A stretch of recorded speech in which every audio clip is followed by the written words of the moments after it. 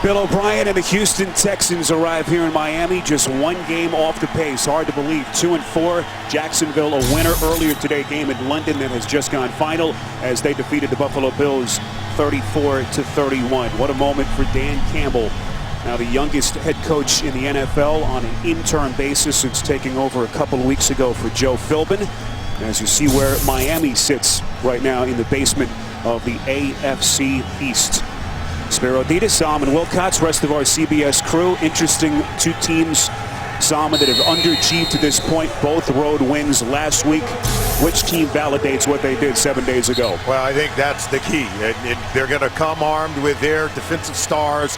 J.J. Watt for the Houston Texans and Ndamukong Suh and Cameron Wake for the Miami Dolphins. The goal is going to be to shut down the opponent's running game and then put pressure on the quarterback. Miami winning the toss, electing to defer, and so the Texans will receive the rookie kicker Andrew Franks on to boot it away, and Keith Mumphrey, one of the wide receivers for Bill O'Brien, will take it on a bounce from just outside his end zone. He has a couple of seams across the 30 to the 35, out of bounds just past the 40. Excellent return for Mumphrey of 43 yards. And that brings us to Brian Hoyer. You see his numbers. Took the job away from Ryan Mallett a couple of weeks ago in Indianapolis. Mallett pulling himself. Broke the Cardinal rule. Never take yourself out of a game, and Hoyer's never looked back. Yeah, he never heard of the story of Wally Pipp, right? Gave birth to Lou Garrett, and the rest is history. Hoyer last Sunday was excellent. 36 pass attempts, 15 of which were thrown in the direction of DeAndre Hopkins, the budding superstar. 1st and 10. Hoyer's going to throw, has a man up the seam. It is Hopkins, no surprise there. Overthrew him as Hoyer was under heavy duress.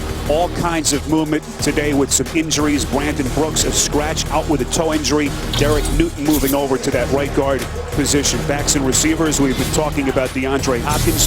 4 straight games of 100 yards receiving to tie a franchise record. A look, Salman, at Ndamukong Suh. Yeah, Ndamukong Suh means business. And guess what? Dan Campbell told us.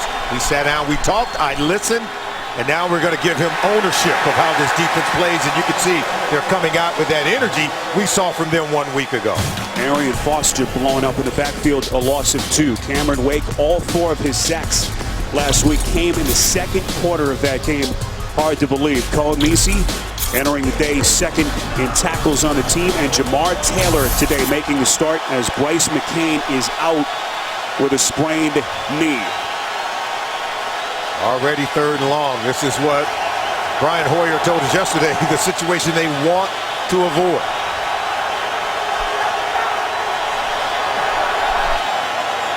Hoyer, quick strike, batted down by Wake. And so the trend continues for the Texans, one of 2 teams in the league that has not scored a point on their opening drive at all this season. Yeah, it's going to be about which defensive line can dominate, get penetration, and put pressure on the opposing quarterback, as we said. And we know the Dolphins are well armed to do that. They're now starting to play with the intensity and energy needed to play at a high level. A defense that has been so maligned here. Kevin Coyle, the defensive coordinator, fired just days after Joe Philbin was sent to the exits here, as Jarvis Landry has nowhere to go, dumped down after a very minimal return of 7. And so not ideal field position for Ryan Tannehill, who's thrown multiple picks in each of his last 3 games, but finally last Sunday, Salman, started to look like the Tannehill they expected at the start of the year. Yeah, and he's going to have his work cut out today. Remember, in his first career start, going up against J.J. Watt and these Houston Texans. Down in Houston, J.J. Watt batted a number of his balls. A couple of them were intercepted. It was a miserable day for Tannehill. Turned out to launch a career, a great one, in J.J. Watt. Tannehill has worked the majority of his snaps this season from the gun. On 1st and 10, quick strike. That's Lamar Miller out of the backfield, tackled right after the catch by Brian Cushing, the 7th-year linebacker out of USC. Billy Turner making his 2nd straight start at that right guard position, taking Jamil Douglas's spot. Jarvis Landry shot out of the gates, but his production has slipped a bit over the last couple of weeks. Tannehill said that they have made it a point to get Landry more involved here beginning this afternoon against the Texans. 2nd and 9 from the 13. Another quick strike. This is Landry, far side of the field. Landry so dangerous in the flat, able to break a tackle and work his way close to that first down marker for Miami. Defensive starters, J.J. Watt headlines this group, 2-time NFL Defensive Player of the Year, but no sacks over the last 2 games. Hasn't gone 3 straight without a sack since 2013. Jadeveon Clowney back, missed last week's game with an ankle injury. Only the 10th game of his career, by the way, with all the games that he's missed. First down on the Landry catch and run, so 1st and 10 just outside the 20. Keep it on the ground, good burst. Lamar Miller crosses the 35, and another first down run as Miller picks up 13. Yeah, they like to come with this reverse action. What it does, it holds the backside of the defense. See, they're able to split it, and you can see Jadeveon Clowney finally gets a hand on him, but he was forced to hold on that reverse just in case they gave the ball to Kenny Steele. So they've been very creative, have the Miami Dolphins, in terms of their ability to run the ball. Last week they ran it on 7 of their first 11 plays, and now they're getting it going here today. You see the run play breakdown in the NFL. 1st and 10. Look at Landry making guys miss. Little juke step to the 40. All the talk, Solomon, about how they went back to the running game. We spoke with Dan Campbell, talked to Ryan Tannehill, and said, look, this is how we've wanted to play all season, but they had issues with falling behind early in games. Last week, the first time they were able to stick to the run. Yeah, and Dan Campbell doesn't want to get away from it. Even on these short throws to Jarvis Landry, they look at those essentially as a run play. Getting the ball on the perimeter, they're going to get the ball in his hands a lot. 2nd and 5, penalty marker thrown. Miller's going to run for the first down. We'll see what the call is. One out of bounds by A.J. Bouye. On an 8-yard run by Miller as we await the call from our referee, John Hussey.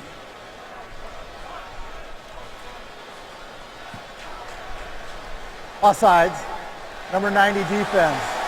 That penalty is declined. Result of the play is a first down. It's against Clowney.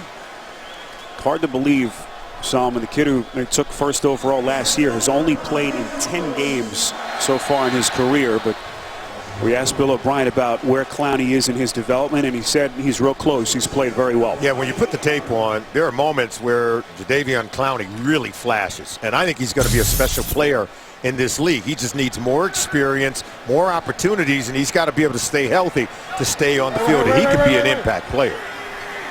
That's Jarvis Landry in motion behind the line of scrimmage. 1st and 10 with a crossing route over the middle. It's Rashard Matthews. Matthews with plenty of real estate into the end zone for the Dolphins touchdown. 53 yards from Ryan Tannehill. Well, he's working one-on-one against the rookie. This is against Kevin Johnson, and it's just a real nice throw. This is what they want, the quick slant route's going to come here, and then the safety doesn't help. They have a single high safety, and you've got to be able to at least make the tackle here. But you can see defenders run into one another. And how about Matthews? He's really been a breakout player for this offense. They've struggled at times, but he has been one of their most consistent players. 4th touchdown catch of the season for Matthews, who was disgruntled in the offseason. That story of him driving to the team facility the night of the draft after he learned that they had selected Devontae Parker out of Louisville, asked for a trade, denied, and he enters the day as their team leader in receiving yards and touchdowns as he builds on those numbers. 53 yards on a catch and run from Tannehill on CBS. Longest pass of the season completed by Ryan Tannehill as Rashard Matthews goes 53 yards for his 4th receiving touchdown of the season. Solomon, we knew that secondary for the Texans is banged up. Kevin Johnson, the rookie, making the start as Kareem Jackson out today due to injury. And Tannehill attacking that secondary right at the start as Franks booms that kick through the end zone. 7-0 Miami. You're watching the NFL on CBS. Well, what a whirlwind couple of weeks it's been for Dan Campbell, the 39-year-old interim head coach of the Dolphins. The question mark they were asking this week after the emotional win, was this success sustainable? So far, a good start. What a career he had. Solid tight end, 4 different teams. Started his career in 1999. You see one of 9 current head coaches who have played in the NFL. And Salman, not hard to see why his players say he's so easy to relate to. You sit across the table from him, he looks like he can still strap it on and play. This is Arian Foster on first down, a minimal pickup as he crosses the 20. Yeah, Dan Campbell, I love the fact that he's really tried to keep it simple. What he wanted to do with his players, infuse the practice and preparation with competition. One-on-one competition while the rest of the team watches. And he said it really has made a difference in terms of their attitude, their intensity, and their overall physicality. Campbell has watched a good start for both his offensive and defensive units till this point, as Hoyer works under center on 2nd and 9. The give to Foster, and then Miami defense in front, able to get another push. Coamisi leading the charge. Derek Shelby right behind him. This team is now getting after it. They play fast and physical on the defensive side of the ball. Last week, they came out and Rashad Jones, the starting safety, he delivered a lick that really galvanized this team. Look at this. It was clean. They walked the line. It's a tight line. They don't want to draw penalties, but he talked about it that, you know, Dan Campbell has really asked them to play fast, free, and physical, and it's made a huge difference with just the way they're playing on both sides of the ball. 3rd and 13. Hoyer is going to sling it far side of the field. It's incomplete.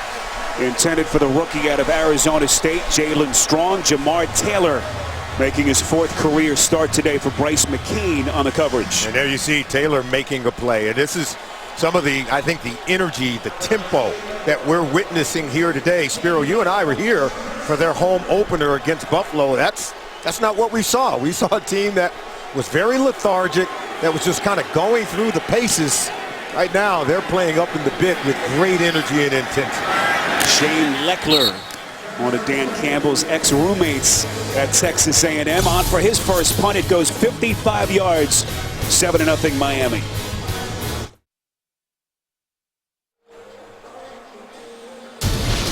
The wait is over. The world premiere of Supergirl just 1 day away. Be sure to see what everyone will be talking about. Supergirl premieres tomorrow after a new Big Bang Theory, only CBS. Our Supergirl here in Miami, slightly more buff, shall we say. Eclectic looking crowd here in Miami. 1st and 10, 7-0 Dolphins. 1st and 10, that's Lamar Miller.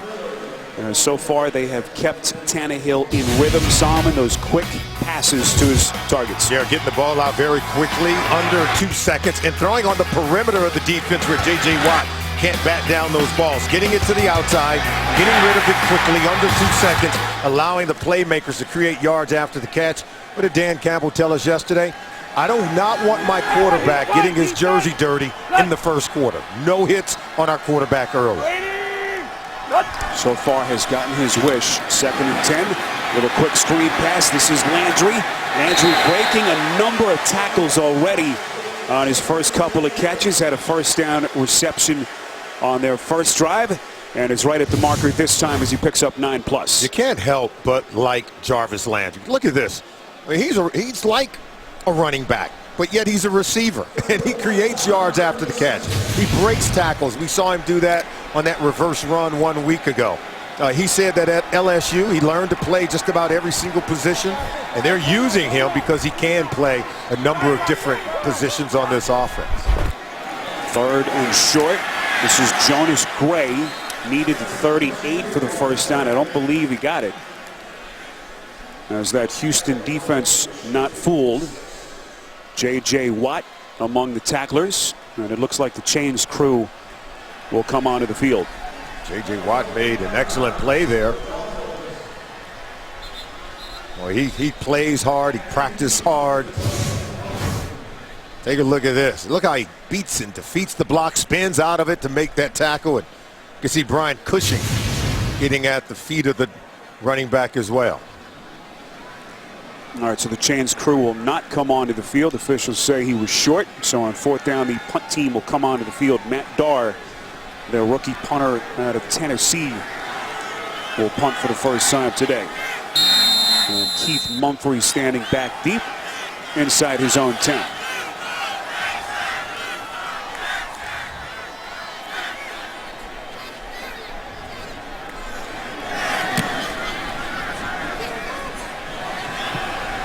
Spiraling kick takes a Dolphins bounce, and then it's down just inside the 10. So a 53-yard punt. 7-0 Miami on CBS. Oh, J.J. Watt making a young kid stay here in Miami. We asked Watt yesterday what motivates him to play such a high emotional level, and he paused and he said every week he envisions that someone is in the stadium that has never watched him play, and said that's all he needs to get himself ready to go every Sunday. What a career he's had as a megastar in the NFL. That first down pass intended for Hopkins is incomplete, and so far Hoyer has been unable to connect with his favorite target. Yeah, and so far he's got to really get going. He's got to get something going. He's trying to get it to his #1 target. Remember, DeAndre Hopkins, the #1 targeted receiver in the National Football League. He averages 11 targets a game. Where they're trying to get the ball in his hand, he has produced. Now you know he's going to draw a lot of attention today from this Dolphins defense. Hoyer on 2nd and 10 goes through his reads and completes to Foster over the middle. This is their 3rd offensive possession. They've gone 3 and out twice, as they'll face a 3rd and 3 coming up. The Dolphins come in, they understand. And Bill O'Brien told us they're going to try to take away Arian Foster. They're going to try to take away DeAndre Hopkins. But those two players have been productive. And, you know, Arian Foster continues to just get better after suffering that growing injury during the preseason. He looked good in last week's game. Hoyer on 3rd and 3, airs it out near side of the field, incomplete. Appeared to be some inadvertent contact as Hopkins got tangled up with Brent Grimes, who, by the way, is also playing banged up today. Still not full strength after he sprained a knee against the Jets back in week 4 before that bye. Grimes just did a good job of cutting him off. Look at that. Grimes says, I'm not ready to run with him, but if I can fall down in front of him, that'll slow him up enough to keep him from getting to that pass from Hoyer. 2nd punt for Leckler, the 6-time All-Pro. As this good start continues for Miami's defense. Short kick from Leckler, 33 yards. Officially 7-0 Miami. You're watching the NFL on CBS. Talked about his illness last week. Was pumping himself full of meds to play. Today, full strength, Salmon, and it shows. Yeah, making his presence known. Getting up and trying to distract Ryan Tannehill. Getting involved in terms of the run defense. He can get off blocks with that athleticism as well as any in the game. When heard about the Dolphins' new approach and their physicality in terms of how they want to play, he said they got a new coach who's running a toughness campaign. He said, but we'll give it back to him. We'll fight power with power. I love the way that he was able to articulate himself in our meetings. 1st and 10. Again, excellent field position as Tannehill has a short field. Guns it far side. It's Landry making guys miss. Landry still on his feet inside the 30. Plenty of open grass in front of him. Crosses the 10. 5. Touchdown. Magical play from Landry. 50 yards on the catch and run.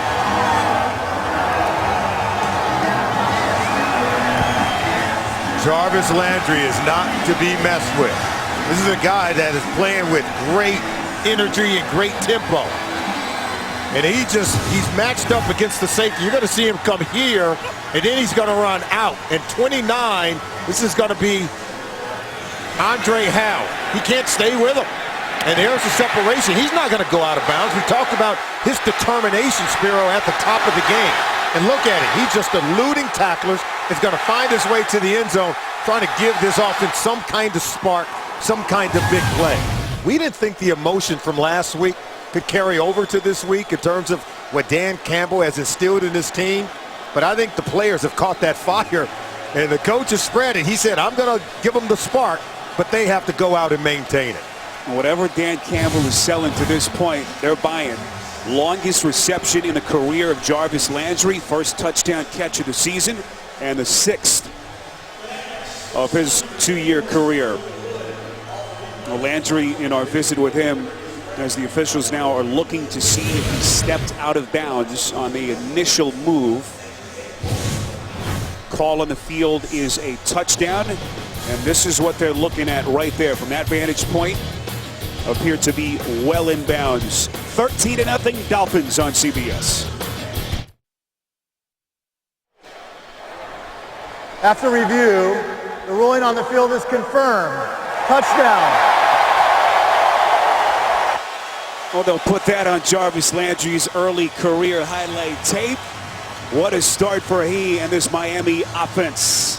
What did Ryan Tannehill tell us about Jarvis Landry? He was talking about all of his receivers, kind of giving us an evaluation. He said when he got to Jarvis Landry, oh, he's just a football player. He could do anything that you need a football player to do. Such versatility, and you love the tenacity in which he plays. Well, before today, the last pass play for Miami of 50-plus yards was last December the 14th. They've had 2 of them so far, and we're still in the first quarter. And it was just a nice little out route, and he was able to stick that foot in the ground and elude the defender. And once you get him going, we showed him on a reverse play last week where he ran with the same kind of determination. They couldn't get him on the ground until he got into the end zone, and it's pay dirt here again today. And suddenly the skies have opened up here in Miami, starting to rain. But they're having a good old time as the Dolphins dominant till this point. And Dan Campbell, who wears his emotions on his sleeve, feeling awfully good about this Dolphins team that he has seen over the last 5 quarters. Well, he knows how the game is supposed to be played. The game is supposed to be played with emotion. It allows you to take your game and your physicality to the next level. As even now the rain's coming and the fans are leading. They want to stay dry. As good as their team is playing here, Tannehill 2 touchdown passes already in the first quarter. Dan Campbell's got his team fired up. The fans are getting wet. Just another day in Miami. Wild weather patterns in this part of the country. And it has the feel of a party at this point for the home team. And Salman, what a difference. We walked out of this stadium at the end of that Week 3 game, their home opener against Buffalo, a game in which they were down at halftime 27-0. The place was dead, the team lethargic. What a difference from that day to where we stand right now. Dan Campbell talked about it. He says, you know, you can compete and have fun. You can improve and still have fun. This is a game, and players should enjoy it. He said, I wanted to put the fun back in football. We made it competitive in our practices, one-on-one, man-on-man, and each guy had to prove himself in front of his teammates. I just thought he did a wonderful job of sort of reinvigorating his players and allowing them to go out and feel what it felt like to have fun playing football again. Hasn't been fun so far for the Texans. You see their first 3 possessions. Chris Polk onto the field, lone setback behind Hoyer. And we're starting the game just 1 of 6 passing. This is Polk, released by Philadelphia, a guy that O'Brien really likes. There's such a difference in the weather now, Salman. What was the worst downpour you ever played in, and how does this affect now the offense with Hoyer? Well, there's been a lot of those moments where the weather can affect the way that the quarterback handles the football, the way the running backs handle the football, and can the receivers haul it in? Those passes that are just on the fingertip now, the ones that you would haul in are now going to skirt right off the hands of a potential receiver. 2nd and 10, and Polk is blown up. And it really puts the Texans in a tough spot here, down 2 touchdowns, obviously needing the pass game, but now difficult to do that in the rain. Yeah, you also need the run game. I don't think you can get away from it, even though you're down 14-0. But how about this? Dominican Sue, other players getting penetration into that backfield. I think the key is, as we said before, shut down the other team's run game and then put pressure on the quarterback. You force him into 3rd and long, Now you get to pass rush.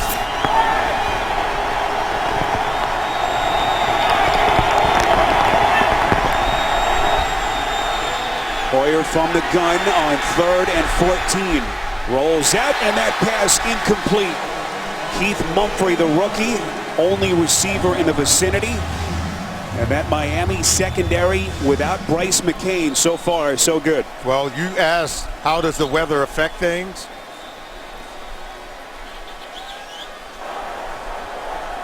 Illegal use of the hands. Hands to the face, number 74 on the offense. That penalty is declined. 4th down. Now you ask how weather affects things. Hoyer missed a receiver who was wide open. Keith Mumphrey was wide open on that play. Now they're going to go 3 and out for the 4th consecutive possession. Well, the Texans team that was suddenly confident after their lopsided victory last Sunday at Jacksonville, already down 2 touchdowns and playing on their heels, to say the least. That is Landry. Again, will give Tannehill a short field, 36 yards on the punt. Now Shane Leckler has struggled, 9 yards on the return from Landry. Tonight on 60 Minutes, the first and only look inside the U.S. air war against ISIS, plus an interview with Vice President Biden, only on 60 Minutes tonight. Rainy Miami, Spiro Dedes, Salman Wilcox, rest of our CBS crew. So far, these Texans fans that have made the trip haven't had much to cheer about. Tannehill pitching a perfect game till this point. 6 for 6 so far. The Houston Texans -1 yard total offense. And I don't care how good their defense is, if their offense can't pitch in and play more complementary football, it could be a long day for the Houston Texans. 1st and 10 as they begin inside Texans territory. It's Miller, a burst down to the 20, downhill to the 15-yard line. Jonathan Joseph finally able to bring him down as they continue to gash this defense. Well, they were able to pull the guard. Look at number 63, Dallas Thomas. He's digging them out. And then Miller knows how to run behind that kick-out block. This is the power run game that Dan Campbell has gotten back to. And Lamar Miller has responded. He's playing better. I think the fact that their tight end, Deion Sims, is back in, number 80, a position that their head coach, Dan Campbell, once played. Well, they're cranking it up, getting loaded up at the line of scrimmage. 29 yards on the run from Miller. Here he is again as he inches closer to the 13, a pickup of 3. We mentioned earlier, Miller had 19 carries in that win last week. That more than doubled his season average. And again, you don't fall behind early, you can stick to the run game, and it makes all the difference for this offense. I think it makes a difference, too. We talked about Deion Sims being healthy. Remember, they had lost left tackle Brandon Albert for a spell there. Now he's back in the lineup. He's healthy on that offensive line. So the offensive line's playing better. I think they have bigger bodies that can change the line of scrimmage to get the running back to the next level of the defense. Landry in motion, 2nd and 7. Miller moving the pile close to the 10. Miller, the former 4th-round pick in 2012. Rushed for just over 1,000 yards last season, 5th best in the AFC. Dolphins have not had a running back rush for 1,000 yards in consecutive seasons since Ricky Williams did it in 02 and then again in 03. You see Lamar Miller, his hands are wet. He wants a towel to get them dried off. Very smart. If you're going to handle the ball, you got to make sure that you can possess it. Can't risk the turnover. Now, if you're Houston, you got to find a way to come up with a stop here. Wayne has eased up a bit, still coming down. This is 3rd and 4. Tannehill looks right, throws over the middle. It's Landry, caught, and he is into the end zone for his 2nd touchdown. 10 yards from Tannehill, and Miami pouring it on here in the 1st. Well, they run a crossing route all the way across the field, and they sort of screen the defender off Jarvis Landry. And I think it's a purpose. You see, he's going to be here, but then watch the receivers all come here as Landry comes across, and then he's going to clear away from the defender. Kenny Stills just provide enough of the screen to give him the edge to beat Kevin Johnson for the touchdown. Great play design. Dan Campbell loves it. You just wonder where this offense was for Miami over the first 4 weeks of the season. third touchdown pass thrown in a quarter by Tannehill, and the second to that man, Jarvis Landry. Did not have a receiving touchdown before today, did the second year Landry. He's got 2 of them in the quarter as Andrew Franks is good on his point after. This Houston Texans secondary, they entered today's game allowing the 4th highest total of touchdown passes. They've already given up 3 touchdown passes today.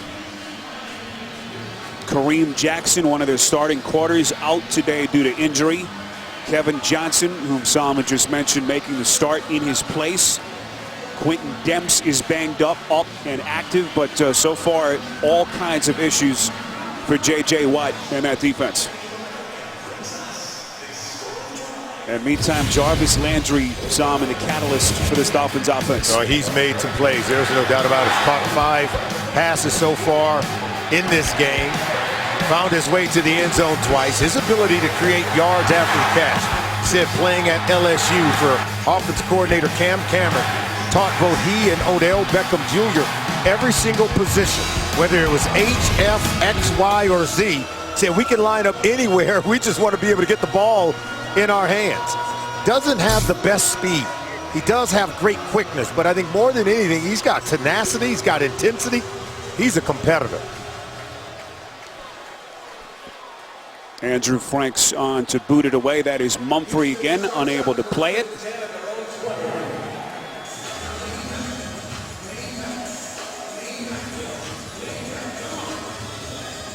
Well, on Tuesday, the Dolphins partnered with United Way and Special Olympics to host a hometown huddle event. Over 100 students in the 1st and 8th grades from Dade and Broward County schools participated. The event spread the Dolphins' Dolphin message of education, physical fitness, and positive choices. As this franchise has had incredible ties to this community for so many years. Finally trying to give their fans something to feel good about as they have blitzed the Texans with this uppercut punch in this first quarter.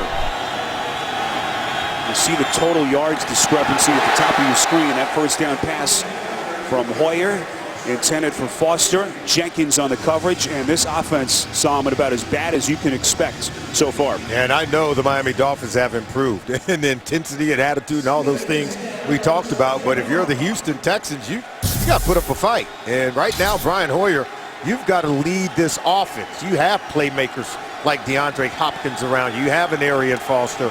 You've got to be able to get it going. Right now, Brian Hoyer, 1 for 8 for 7 yards here in the first quarter. Hand off to Foster. Foster still trying to get his way to full strength. It's a devastating groin injury in August. Tore the groin, the muscle off the bone completely. Such a devastating loss for an offense that is so reliant on him. But last week, Salman, the best that he's looked in probably a year. They're surprised at how quickly he came back from that injury. And I thought when I put the tape on last week, he looked really good. But that season low, our career low average, worse than the National Football League, he's much better than that. And his career low, 4.1 this year at nearly just 2 yards per carry. That's Garrett Graham, one of their backup tight ends. Let it go off of his fingertips, and they have not helped Hoyer till this point. They'll punt. Oh, they need this play from Garrett Graham. Brian Hoyer needs Graham to make that catch. Put the ball right on him. It is somewhat wet down there. We saw the rain come down. The rain has stopped. Got to imagine the ball's wet, the ground's wet, but you got to make a play for your quarterback. 5 possessions, 5 3-and-outs for Hoyer in this offense.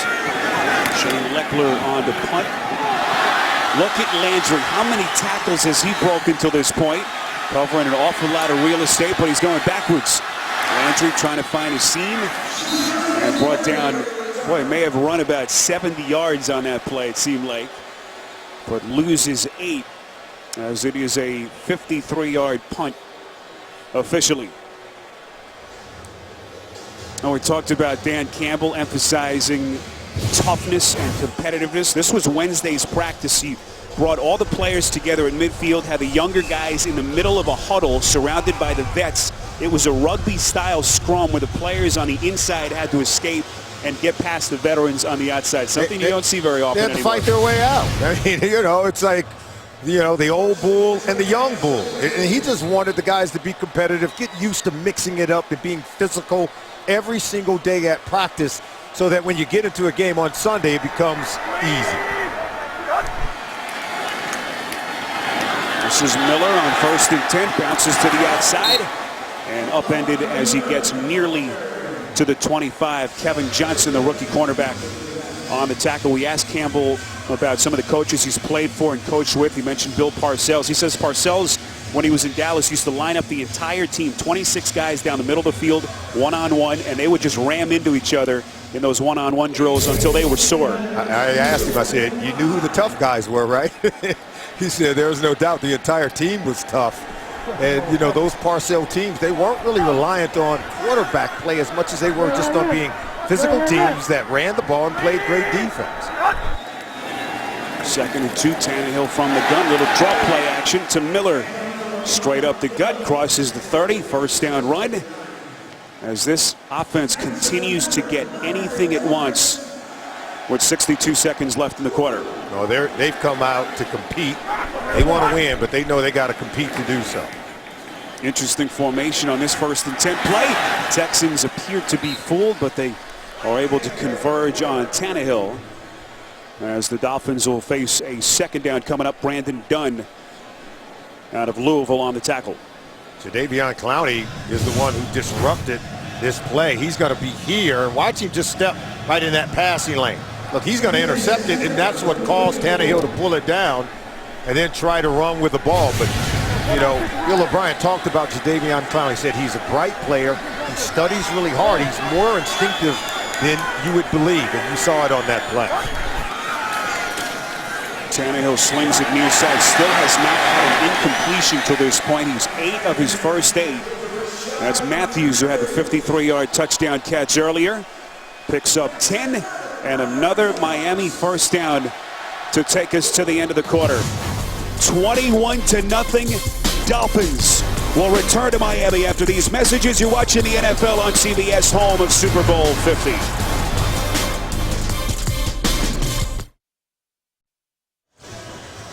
Well, all the confidence that Brian Hoyer and this Houston offense had generated after the win last Sunday, an afterthought, quickly forgot until this point. There's Ryan Mallett, and just an interesting little backstory. Mallett, as we told you at the top of the show, missed the team charter here yesterday, paid his way here, flew commercially, arrived last night, is in uniform, and is active. And, you know, Solomon, you're down 3 touchdowns. Bill O'Brien has had a very quick hook, whether it's been Hoyer, whether it's been Mallett. But now with the situation involving Ryan Mallett, you wonder what's going through his mind. It appears it's Hoyer's show. Yeah, Hoyer is off to a slow start. This is typically a case where maybe Bill O'Brien would go to the next quarterback. But given the fact that the guy couldn't set his watch in time to make his flight, you have to wonder even if his head is in the game, if he's ready to play. So maybe O'Brien is more inclined to stay with Hoyer, where in normal cases he would go to Ryan Mallett. 2nd and 8.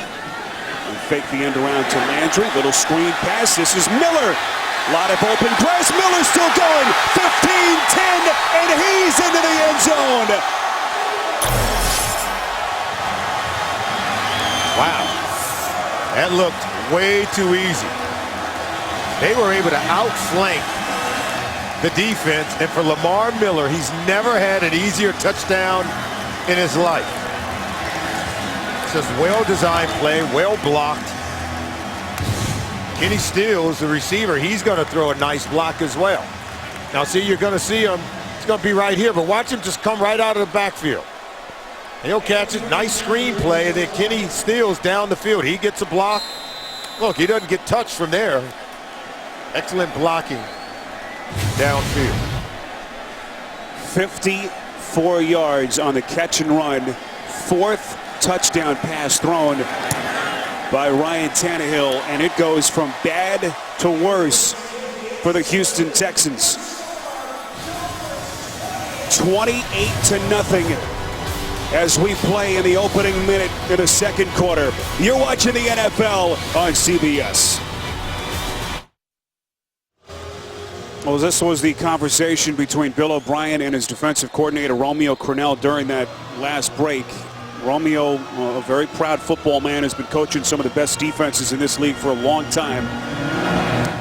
But so far, it just hasn't been their day. 28-0.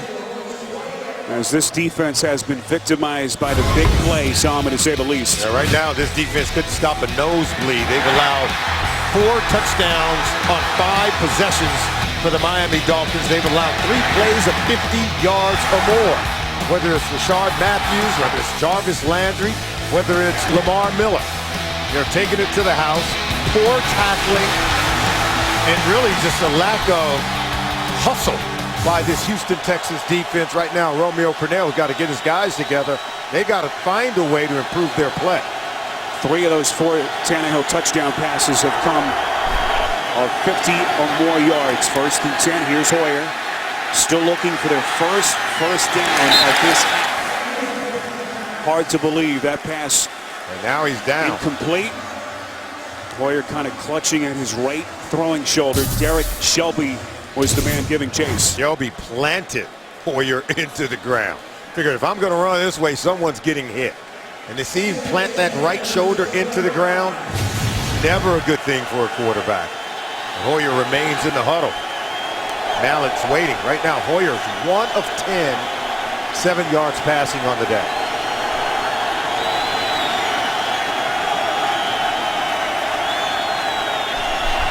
Zero yards of total offense for the Texans. So this play that was deflected and intercepted.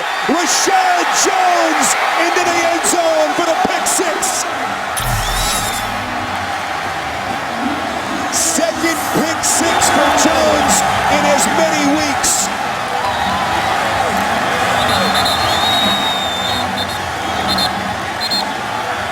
Are you kidding me? It's Murphy's Law. What can go wrong has gone wrong. Look, tight end just pops this one up. Rashad Jones says, thank you. I'll take it. Runs it in for a touchdown. And that back flip. I'm sure Dan Campbell's going to say, we got to be careful of doing that. That was C.J. Fedorowicz, the tight end. And look, Hoyer hasn't been very good, but we have seen multiple drops, Solomon, from his receivers in this first half. And that one comes back to haunt them. 23 yards on the pick 6 by Jones. What a wild league this is. A Miami team that appeared dead in the water a couple of weeks ago. Suddenly up 35-0 as they look for their second win in as many weeks.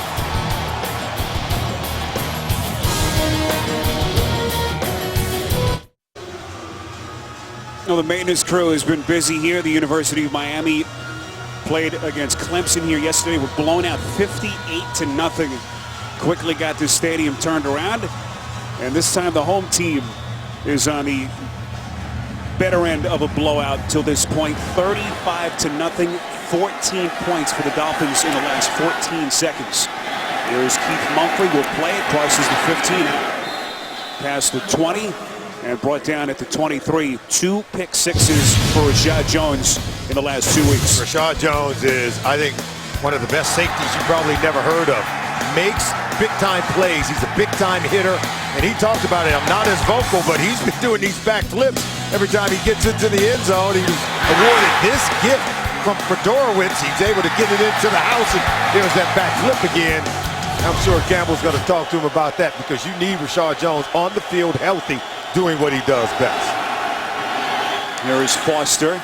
Little juke step, picking up some yardage as he crosses the 25. We talked to Rashad Jones yesterday about Kevin Coyle, their defensive coordinator, who was fired a couple of weeks ago. Jones was very close to him, called him Pops, and said that he wants to finish the season strong, and still thinking about his defensive coordinator at this point. Yeah, Kevin Coyle, he said, told him that, hey, here's the guy. Here's the guy that just really kind of called me in and talked to me about being a really good player. Coyle has it deflected out of his hands. It's fumbled. And Hoyer falls on the football just past the 25 as they recover at the 26. Lou Anarumo, you saw on the sideline, the new defensive coordinator after the change. And there's Bill O'Brien. There's Anarumo on the Miami side, part of the coaching shakeup here, Solomon, over the last couple of weeks. Yeah, he's a former defensive back coach, and he had coached Rashard Jones in that group, and they needed to make some changes. They now have the spark they were looking for, but Kevin Coyle is still remembered by many of these defensive players. Rashard Jones is just one of many.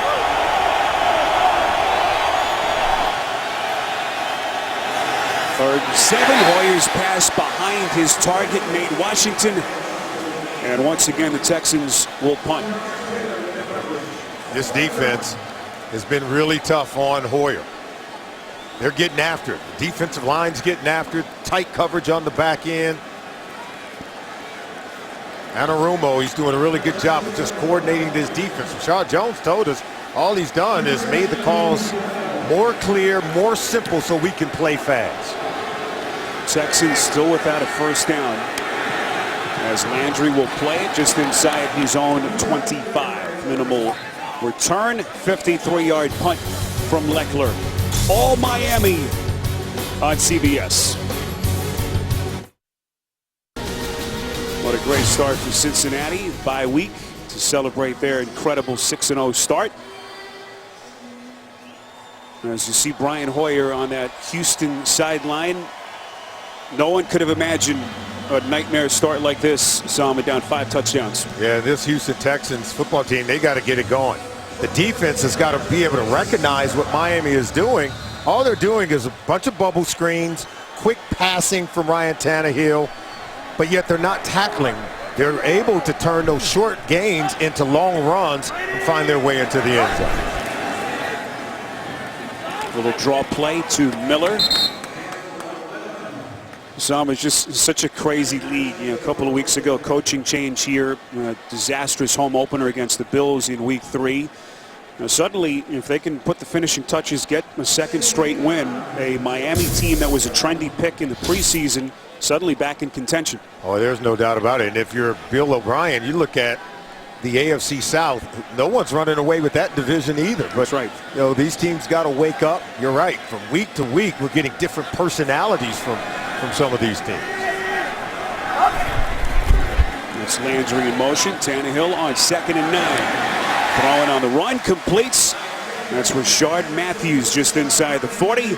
12 yards and a Miami first down. A huge difference for Ryan Tannehill. He talked about how close he was to head coach Joe Philbin, who's been let go. He says, look, we didn't get it done. We weren't productive. Change was needed. And I think what Bill Lazor has done, he's allowed him to get on the move, get rid of the ball, get the ball out of his hands quickly. But obviously the improvement of the run game is giving him much greater rhythm within the offense.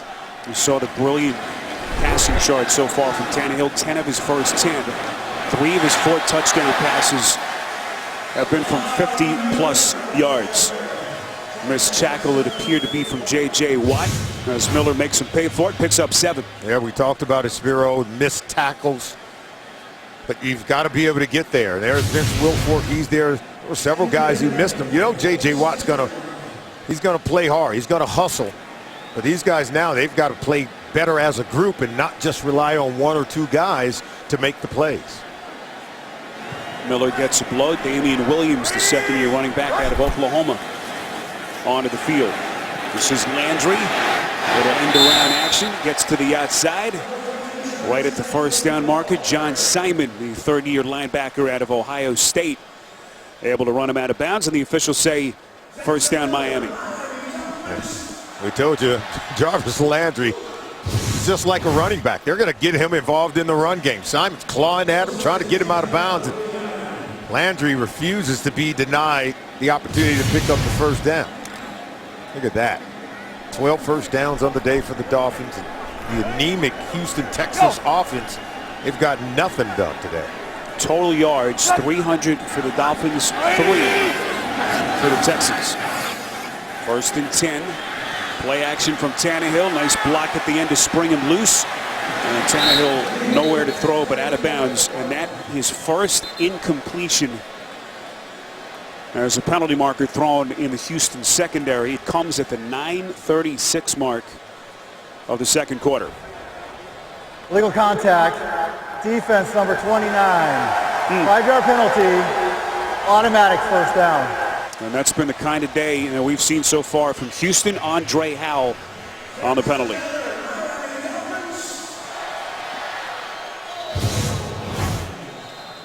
Yeah, you're going to see Tannehill's going to roll out to his left. There's a peel back block right there by number 34, Damian Williams. You know, the penalty on Howell happened way down the field, clear on the backside. Sometimes I don't know if it's really an obstruction. Did the quarterback have a chance to throw the ball to the receiver? That's Miller getting to the outside. I think that's a question that a lot of fans have been asking with all the penalties. A game that for a lot of people has become over officiated in some ways. So with the penalty, that Tannehill incompletion negated, so he's still perfect at 10 of 10 for 213 yards and the 4 touchdowns. Well, he is in good rhythm, and they have kept their quarterback standing up. Hasn't been hit. He's very comfortable, and he's in sync and in rhythm. And now this is something they've done with Tannehill a little bit more. More snaps under center for the quarterback. Tannehill on 2nd and 5, facing the pressure and set. John Simon, one of their backup linebackers, getting there. There is a penalty marker thrown. Simon beat Jawan James on that play immediately.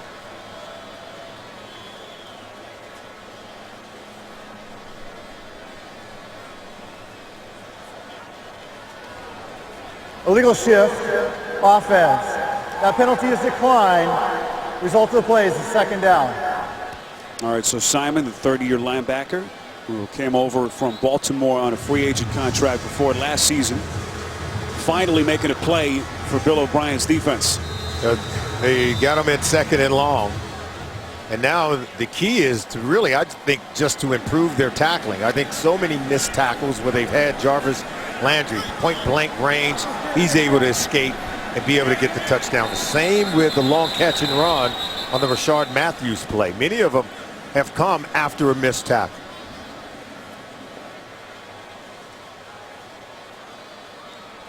Some kind of a delay here. Our referee, John Hussey.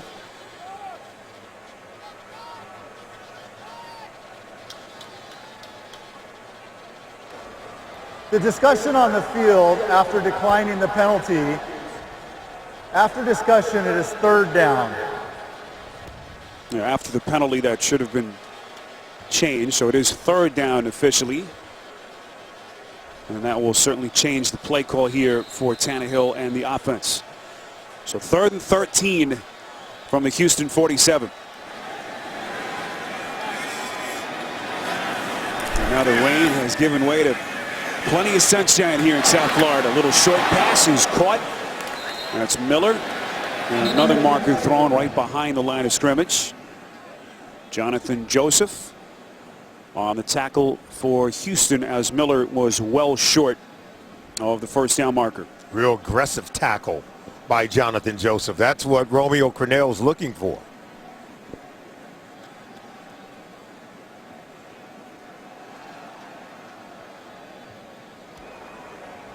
There is no foul on the play for an ineligible man downfield.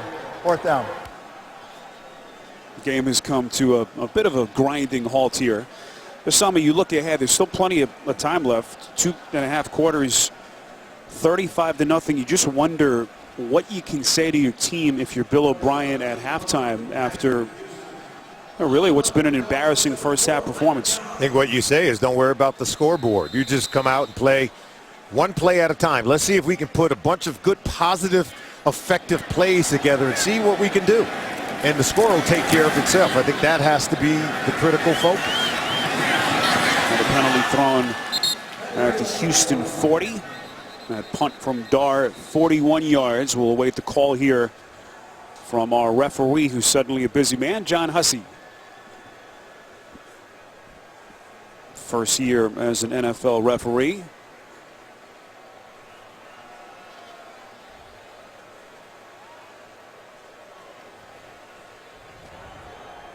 Illegal formation on the kicking team.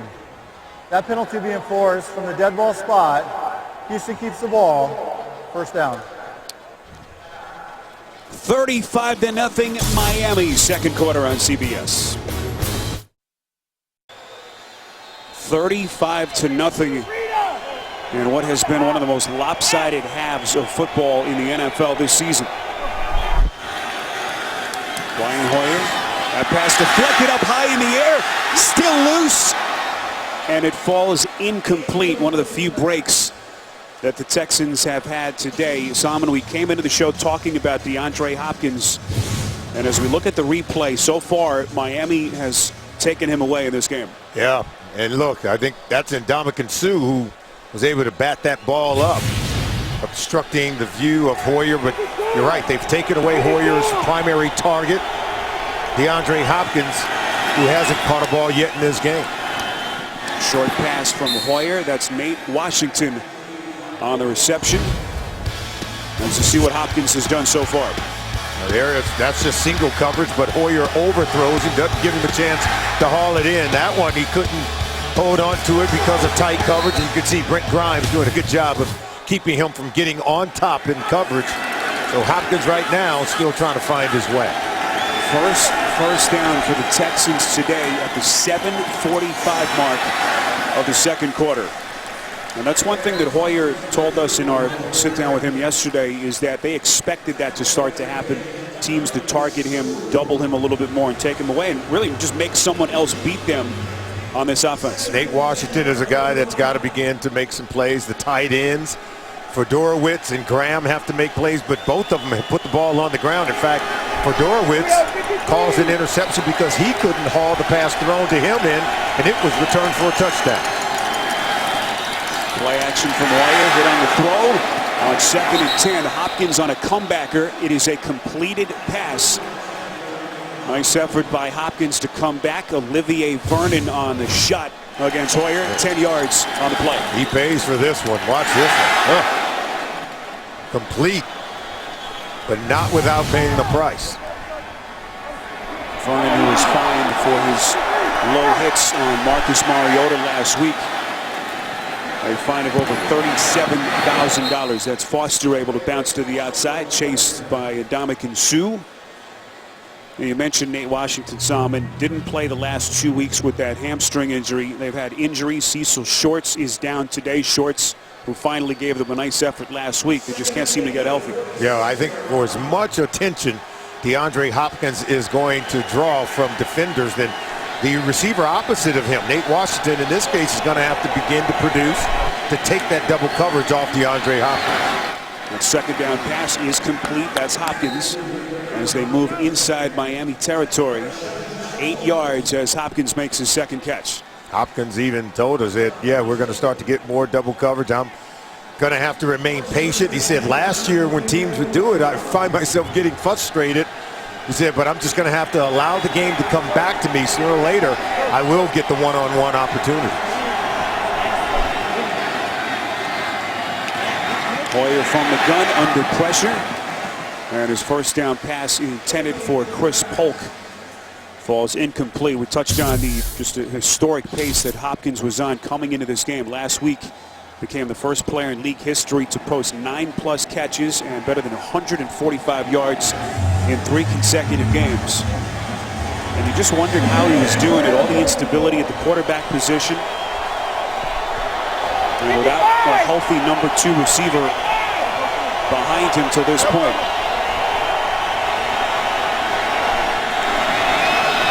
Draw play on 2nd and 10. This is Foster. Able to get downhill, crosses the 35. First down run for the Texans. Suddenly, this offense showing some signs of life. There you can see the explosive run by Foster, but more on DeAndre Hopkins. He said that he had to work with both quarterbacks, Mallett and Hoyer. He didn't know who would be the starter and spent a lot of time working with both this offseason. A lot of work that has paid off till this point. But Texans fans not thinking about any of that at this point. There's a nightmare first half continues. That pass intended for the rookie Mumphrey falls incomplete. What if Bill O'Brien's team can somehow find their way into the end zone here before going in at the half? It's just about one play at a time, one possession, Spiro, at a time to get the ball into the end zone. And that's what you have to do. And then the defense is going to have to come out and create some turnover. This is Polk coming over from Philadelphia, released by the Eagles. It's been a huge asset for them, especially on third down. But again, you look at the struggles of this team, Sam, and right now entering the day just one game off the pace behind Indianapolis in the South. Yeah, come away with a win here. Get to 500. You're going to find yourself at about 8-8, 9-7. I think able to win this division. I don't think any of these teams are going to run away with it. We should point out the Colts right now down 20-0 against the Saints. Third and 8, Hoyer's pass, near side caught. That's Washington. First down and more, ducks his shoulder inside the 20, close to the 15. Tackled by Rashad Jones, a pickup of 16. Well, just when we called Nate Washington's name, one-on-one coverage against Jamar Taylor, you can see was able to separate at the top of his route and make the catch, get him down inside the red zone. This is where normally Hoyer would want to rely on those tight ends, but today they haven't been so reliable. Play action from Hoyer. Oh, it's incomplete. Again, off the hands of Garrett Graham. Bobby McCain quickly converging, another drop by a Houston receiver. Yeah, they've got to do something about this. Fedorowicz is going to come in for Graham. You can see Graham drops this one. Now he's going to head over to the bench. He's going to hear it from Bill O'Brien. Dolphins, though, they're playing physical. They've got something to do with some of the drops we're seeing from the Texans. Not sure Bill O'Brien has ever had to suffer through as difficult a half as this at any level of football. Second and 10, pass from Hoyer towards the end zone intended for Graham is incomplete. Coverage on the play by Rashad Jones. Hoyer was trying to lead him away from Jones. Jones still just got a great read. Look, he goes to the front side shoulder, and that's how you almost get that interception.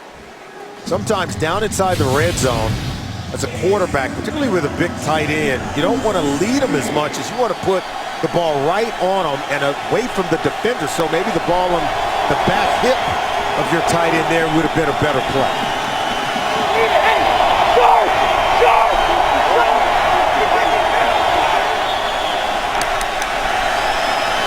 14th play of the drive.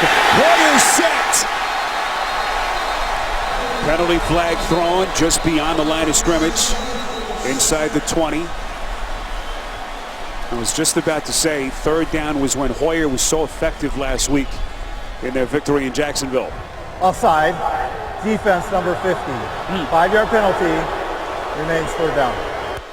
That's Olivier Vernon on the penalty. Huge break for the Texans. Yeah, you're going to see him right there. He's going to jump, get into that neutral zone before the snap of the ball. So the penalty will make it 3rd and 5. And another chance for Houston as Dan Campbell looks on from the other side of the field. No one's covering the receiver at the bottom of the screen. Now the linebacker's going to come out. I think that's the fullback. Now they finally get lined up properly on defense. Keep it on the ground. They needed the 6 for the first down, and Foster doesn't get it. Well, you would think Hoyer would recognize that the defense wasn't quite lined up. He could have went with a quick snap there and threw the ball to Jonathan Grimes, the fullback who was lined up on the right side of the formation. No one was covering him, Spiro. And that's where the real veteran quarterbacks, the Tom Bradys, the Peyton Mannings, they recognize the defense. You go quick count and come away with an easy touchdown. I'm sure they're talking to him about it. Like, you had no one covering number 41, the fullback, Jonathan Grimes. George Godsey, their offensive coordinator, taking over the play calling from Bill O'Brien, and there he is at the bottom of your screen. Look at him. No one's out there. No one's going to cover him. A veteran quarterback, see, you got to look out there. You got to snap the ball. Get yourself an easy touch. They still haven't covered him. And then watch, they're still running around, scrambling, trying to find who to cover. I think if you're a quarterback, that's where we talk about football IQ and having a sense of presence in the huddle. That's where being able to do things that are maybe unscripted to be able to manufacture points really help your team. As one-sided a quarterback comparison as you'll see in one half of football in the NFL. Perfection from Tannehill. 3 touchdown passes of 50 or more yards. As Hoyer desperately tries to get his team in the end zone. Looked like Dan Campbell signaled for timeout. That'll be the first timeout taken by Miami as Houston gets ready for a 4th and 2.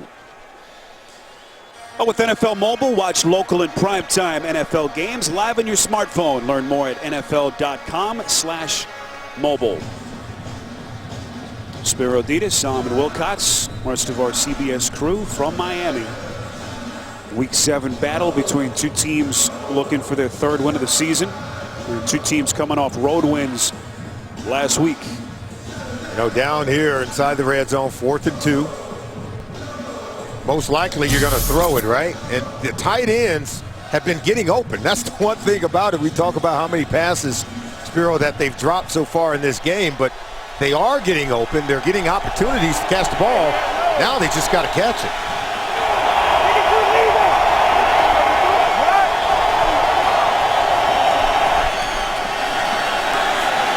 Dolphins coming, back foot throw to the end zone. It is incomplete. Intended for Jonathan Grimes, tried to make the bobbling catch. Bobby McCain, the rookie, on the coverage. And a turnover on downs gives it back to Miami. That's not where you want to go with the ball. To me, I think you got to go here, but you can see you have your fullback out there, and that's where they eventually want to go. But watch that ball should have came out right there to DeAndre Hopkins, who ultimately came open. And so Hoyer just throws it up for grabs to the fullback, who's in coverage against the corner. No way is he going to win that battle. I think you got to have better feel for where you want to go with the ball if you're Hoyer. And anytime you get DeAndre Hopkins in one-on-one coverage, that's where you got to go. Houston drive, 15 plays, 66 yards, but it stalls inside the Miami 10. First down running from Miller. Miller, 13 rushes as he approaches 90 yards on the day. So many contributors for this Miami offense till this point. As you see Watt. Now it looks like he's shaken up. It's not something you normally see. J.J. Watt coming up lane. He's such a hard worker. You know, he talked about the improvement you saw from their team last week. He said, hey, there's nothing like hard work. I kind of looked at him, you know, but you're going to see him right on your left, on the left side. There he is, penetrating right in front of the ball carrier. Slips and falls down there.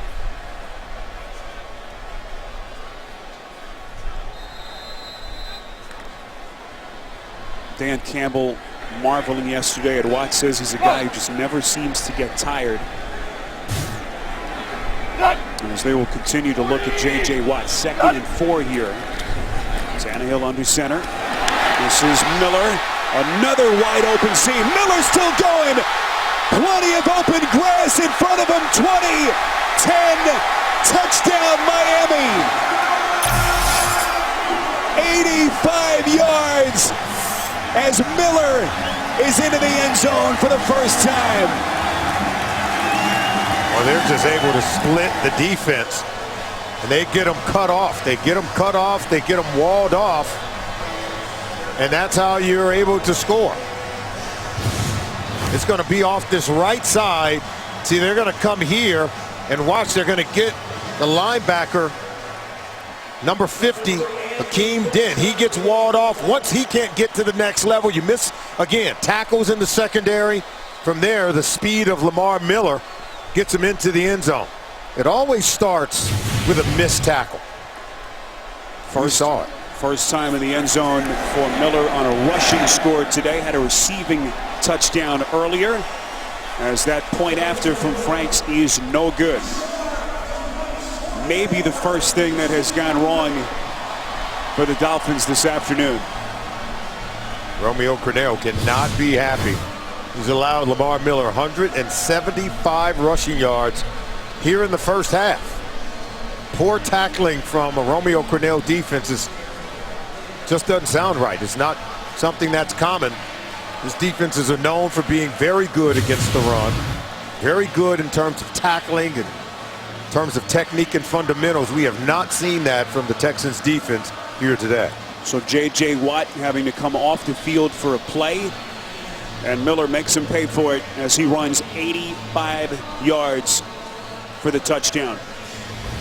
A little history for you. The Green Bay Packers tied the league record for points and a half as they put up 49 first half points against Tampa Bay en route to a 55-14 victory. That was October the 2nd, 1983.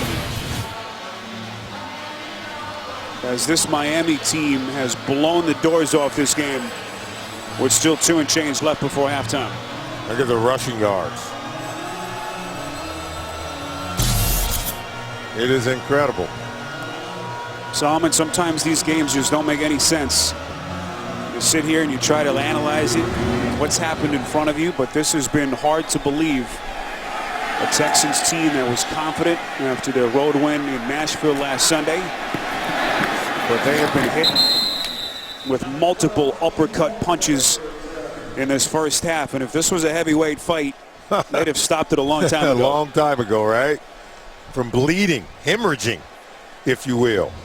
Solomon, maybe it's us. Last time we were here, week 3, it was 27-0 at halftime. Dolphins were losing to the Bills.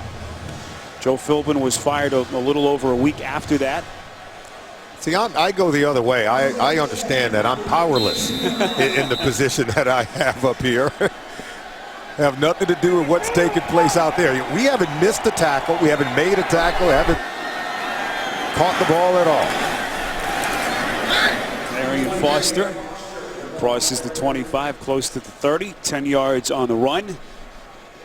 And that's either going to be an awfully quiet Houston locker room at halftime, or there'll be Gatorade flying. Opposite. Yeah.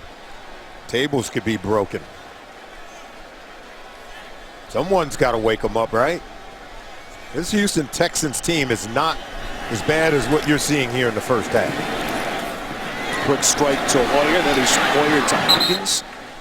And Hopkins runs out of bounds as he picks up a Houston first down, a pickup of 11. But there's no doubt about it, Spiro, that Dan Campbell has touched the pulse of this football team, and he has awakened these players. And like every good coach, he's getting the best of his 53 on this roster.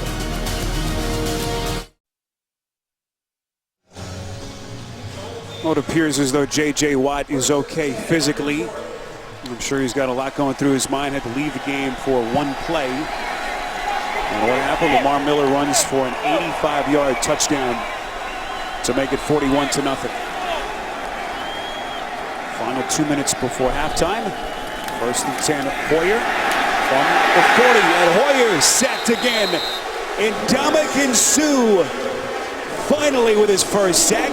We'll see if it stands. Penalty marker thrown right at the line of scrimmage. And how about that? Some excitement from Ndamukong Suh. We didn't see that we were here for their home opener against Buffalo, but, you know, Dan Campbell said, hey, he's been working hard. He's been trying and sort of collaborating with the coaches on things that they could do differently on defense.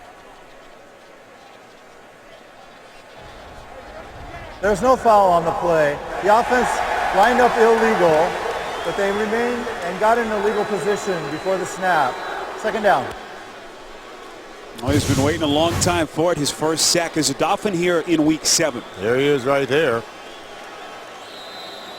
He just keeps working. Detaches, finds his way to Hoyer. Good play. First time in Suh's career that he's done the first 5 games of the season without a sack. 2nd and 17. Guess what? And they get to him again with Suh. It comes in waves. Last week, Cameron Wake had 4 sacks himself. 4 of the 6 sacks they had in the game. And now, in consecutive plays, Ndamukong Suh comes away with a sack. As the floodgates are just pouring in on Brian Hoyer. Well, it's already been a roller coaster of a season for Sue. Obviously, the team struggling over the first 4 or 5 weeks of the season. There was that early report that he was freelancing away from what the scheme was with the defensive coordinator. Everyone denied that that was the case. Media's been on his back here, lack of production. But this is a chance for the star defensive tackle to start to pad his stats. And you and I were here earlier in the season. There's no way I thought he was freelancing. But you can see the energy over the last 2 games has been different. So I think when you're Ndamukong Suh and you're used to being a force to be reckoned with, when it's not there, people are going to question your effort. 3rd and 25 after multiple sacks. Football is loose.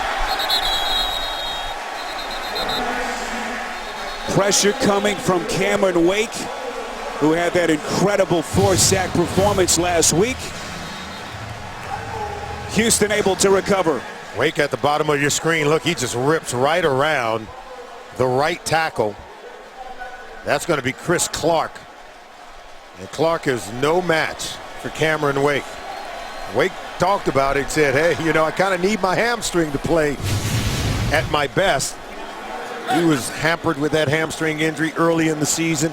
Said he used the bye week to get healthy, and then last week was unleashed for 4 sacks in that game.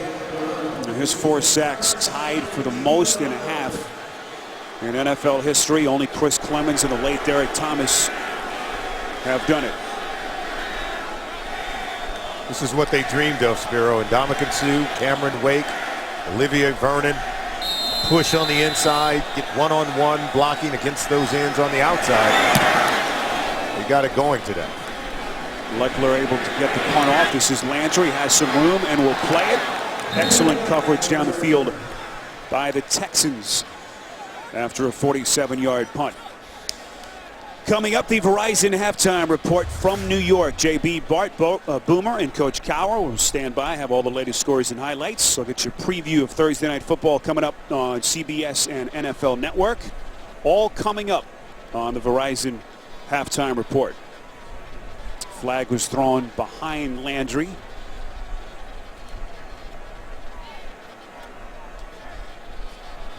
The kicking team went out of bounds on his own.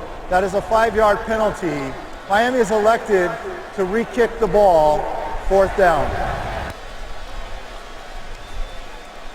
Osama, we mentioned the schedule. One thing to keep in mind for Miami, they've had the bye already behind them, but this is a short week. After today, they'll begin immediate preparations for Tom Brady and the Patriots coming up on Thursday night. Well, that'll be the real test, right? Everyone questioned if the energy and spark that Dan Campbell provided in his first game as the Dolphins head coach 1 week ago against Tennessee, could it carry over? How much of emotion can you sustain from week to week? And you know it's going to be tested on Thursday night as they travel up to Gillette Stadium to take on the Patriots. It's going to take and require more than emotion. You got to have good discipline, good football IQ, and boy, you better be tough. Halftime in the Patriots-Jets game right now. New England up 13-10. Another marker thrown right at the 50. This is Landry dancing inside of Houston territory. Gets down to the 47. Well, at some point we'll get to halftime here. The officials have been awfully busy with the penalties. 63 seconds remaining in the second. During the kick, holding, receiving team number 31. Penalty being forced from the end of the kick. 1st down. That's Michael Thomas. As you see the game summary till this point, with 1:03 remaining, Ryan Tannehill still perfect at 11 of 11. Has he played better? I don't know that I've seen Ryan Tannehill play better than what we're seeing here in the first half. 4 touchdown passes, hitting receivers in stride, allowing yards after the catch, even on the screen catch and run by Lamar Miller. That ball was lofted perfectly, allow him to catch it and run it and make his way to the end zone. His first ever NFL start came against the Houston Texans in 2012, a nightmare against J.J. Watt in this defense, but so far 2 quarters into this one, he has had his response. That's Jordan Cameron making guys miss. Runs out of bounds after a first down catch and run of 13 yards. Another reminder is another penalty flag is thrown. Verizon halftime report coming up next. Defense. Scores and highlights. Plus a preview of Thursday Night Football. It's all coming up on the Verizon halftime report. Whereas Dan Campbell, he's not taking his foot off the pedal. They're still throwing. 56 seconds left, throwing the ball down the field, stepping out of bounds to conserve time. Most teams would take a knee right now and kind of take it in, but not this team. I guess they've been on a knee maybe those first 4 games, right? As they continue to get this offense in here. What a different Miami offense it has been till this point. 1st and 10 pass. Tannehill airs it out down the field. It's caught. That's the rookie Devontae Parker. We'll see if it stands. Penalty marker thrown right in the vicinity of that catch. 35-yard pass play if it stands. I'm sure Bill O'Brien, he got to go tell his team, hey, it's 50 seconds left in the half. They're still throwing deep on you. They're wanting more points. They're not taking their foot off the gas pedal. There are 2 fouls on the play, 1 by each team. Illegal formation, number 84 offense. Pass interference, 34 defense. Both fouls were declined by rule. First down. So offset, that'll negate the play. A.J. Boye, the man penalized for Houston, Correction, and both Jordan fouls Cameron offset by rule. for Miami. Maybe Miami's going for that record of points scored in the first half of a football game. But, you know, Dan Campbell's come in and preaching, hey, play hard all the time. Maybe that's something he wants to continue to preach to his football team, and maybe this is an example of it. Tannehill looking, 1st and 10, and Clowney gets him from the back. And Jadeveon Clowney with his first NFL sack in his 10th career game. He was able to beat the left tackle, Brandon Albert. I thought Albert had him blocked for a while, but see, Tannehill holds on to the ball way too long here. He's kind of drifting in the pocket. Didn't even sense that Clowney was stalking him from behind, but sooner or later you got to cut that ball loose. First career sack for Jadeveon Clowney. Well, Clowney, who had been playing well prior to the ankle injury that sidelined him for their game last Sunday. First overall pick in 2014.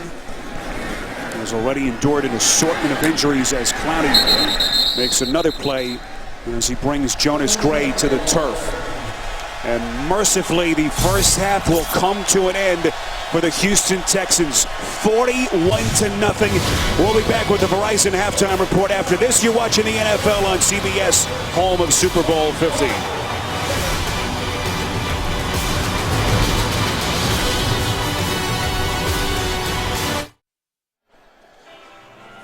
Back with you in Miami, 41-0 in what was a stunningly one-sided opening half. Let's get you a look now at who you're loving, presented by McDonald's. Ryan Tannehill to Jarvis Landry, who came with some of the early game fireworks. 50-plus yards on the catch and run, getting his way into the end zone.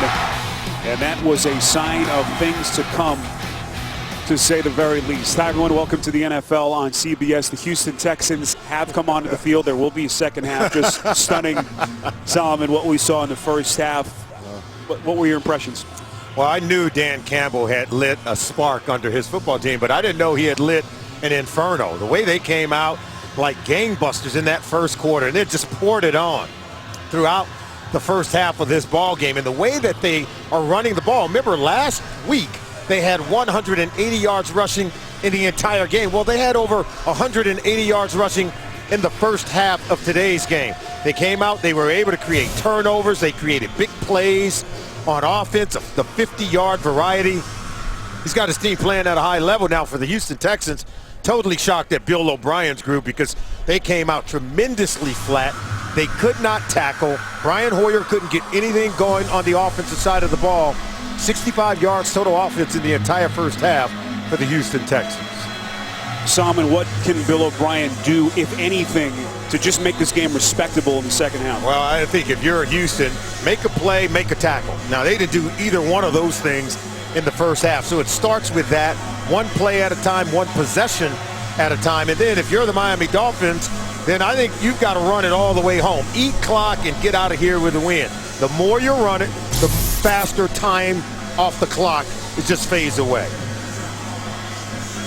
Well, Dan Campbell said that the official home opener was something that this team put behind them. He said this, in effect, becomes our home opener today. In our conversation with him yesterday, as they have hit the reset button and have played some incredible football over the last 6 quarters. Campbell, the 39-year-old interim head coach, taking over after that game in London a couple of weeks back after the firing of Joe Philbin. This is Damian Williams, who's been so good for this club on special teams, crosses the 20 and gets out close to the 25, a return of 30. Ryan Tannehill hasn't played much better halves in his career. You see what he did with this offense as Tannehill 12 for 12, 4 touchdowns in the first half. Oh, how about that for high level of productivity?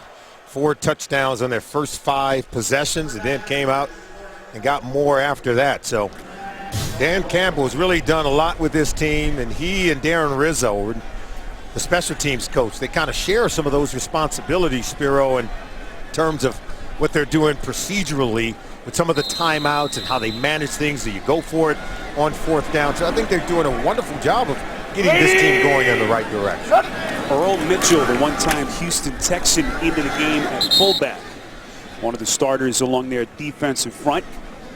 Not only a former Texan, but a native Houston, former 3rd-round pick by the Texans in 2010.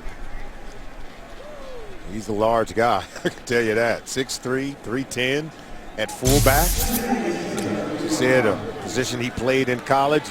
So he likes it. He loves coming in there. Now he gets to tee off and hit someone as opposed on defense being hit. This is 2nd and 10. Dolphins will keep it on the ground with Damian Williams.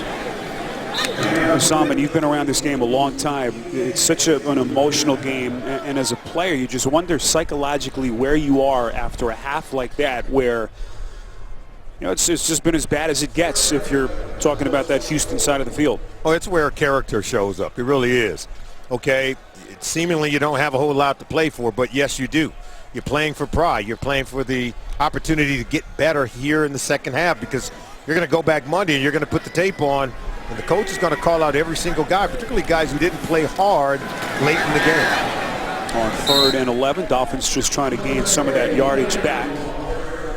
That's Jonas Gray, who is well short of that first down marker. We told you earlier the Colts were losing against the Saints 20-0 as that game went to halftime.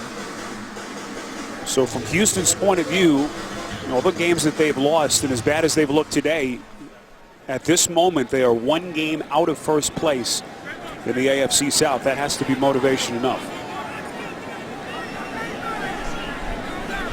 Matt Darr, the rookie, won't have to call his number much today. And boots away a good-looking kick. It'll be Mumphrey from his own 16. Excellent coverage down the field. 55 yards on the punt and 5 on the return on CBS.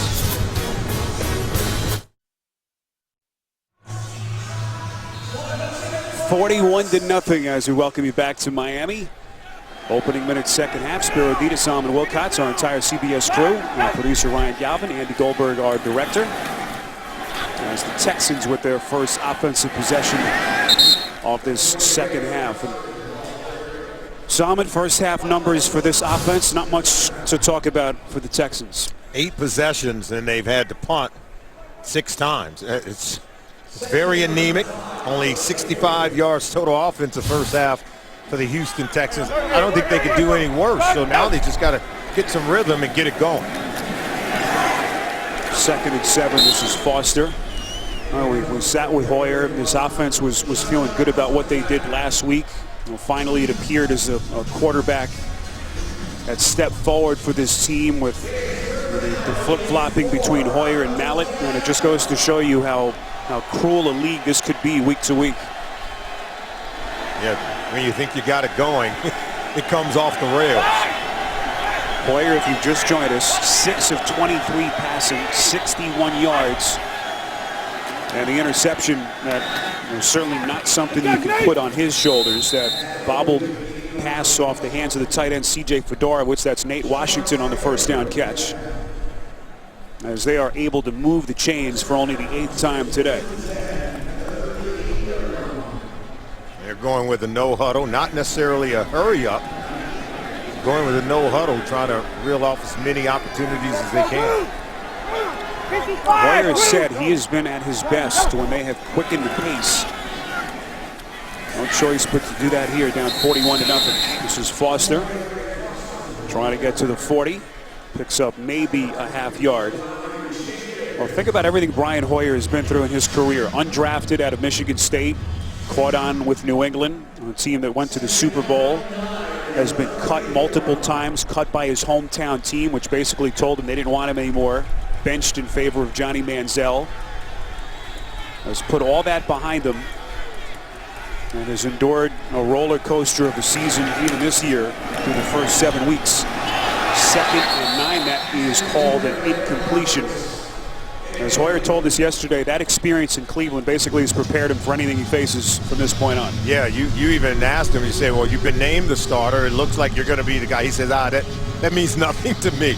Here's a guy that you kind of get the sense that he's been jaded a little bit by some of the things that have happened, because clearly in Cleveland, he outplayed Johnny Manziel, and I'm sure for the life of him, he can't figure out why he's no longer there, but he has been able to move on. He said, but he's just going to take it day by day. He knows that Ryan Mallett is lurking and waiting in the wings, but he's got to be more productive as the quarterback of this team if he's going to maintain his position as the starting quarterback. Texans have to burn a timeout. Early stages, 3rd quarter on CBS. Wild weather here in South Florida. We've had rain, we've had sunshine, but it's been a party if you're a Dolphins fan to this point. First home game that they've played here since that Week 3 shellacking at the hands of the Buffalo Bills.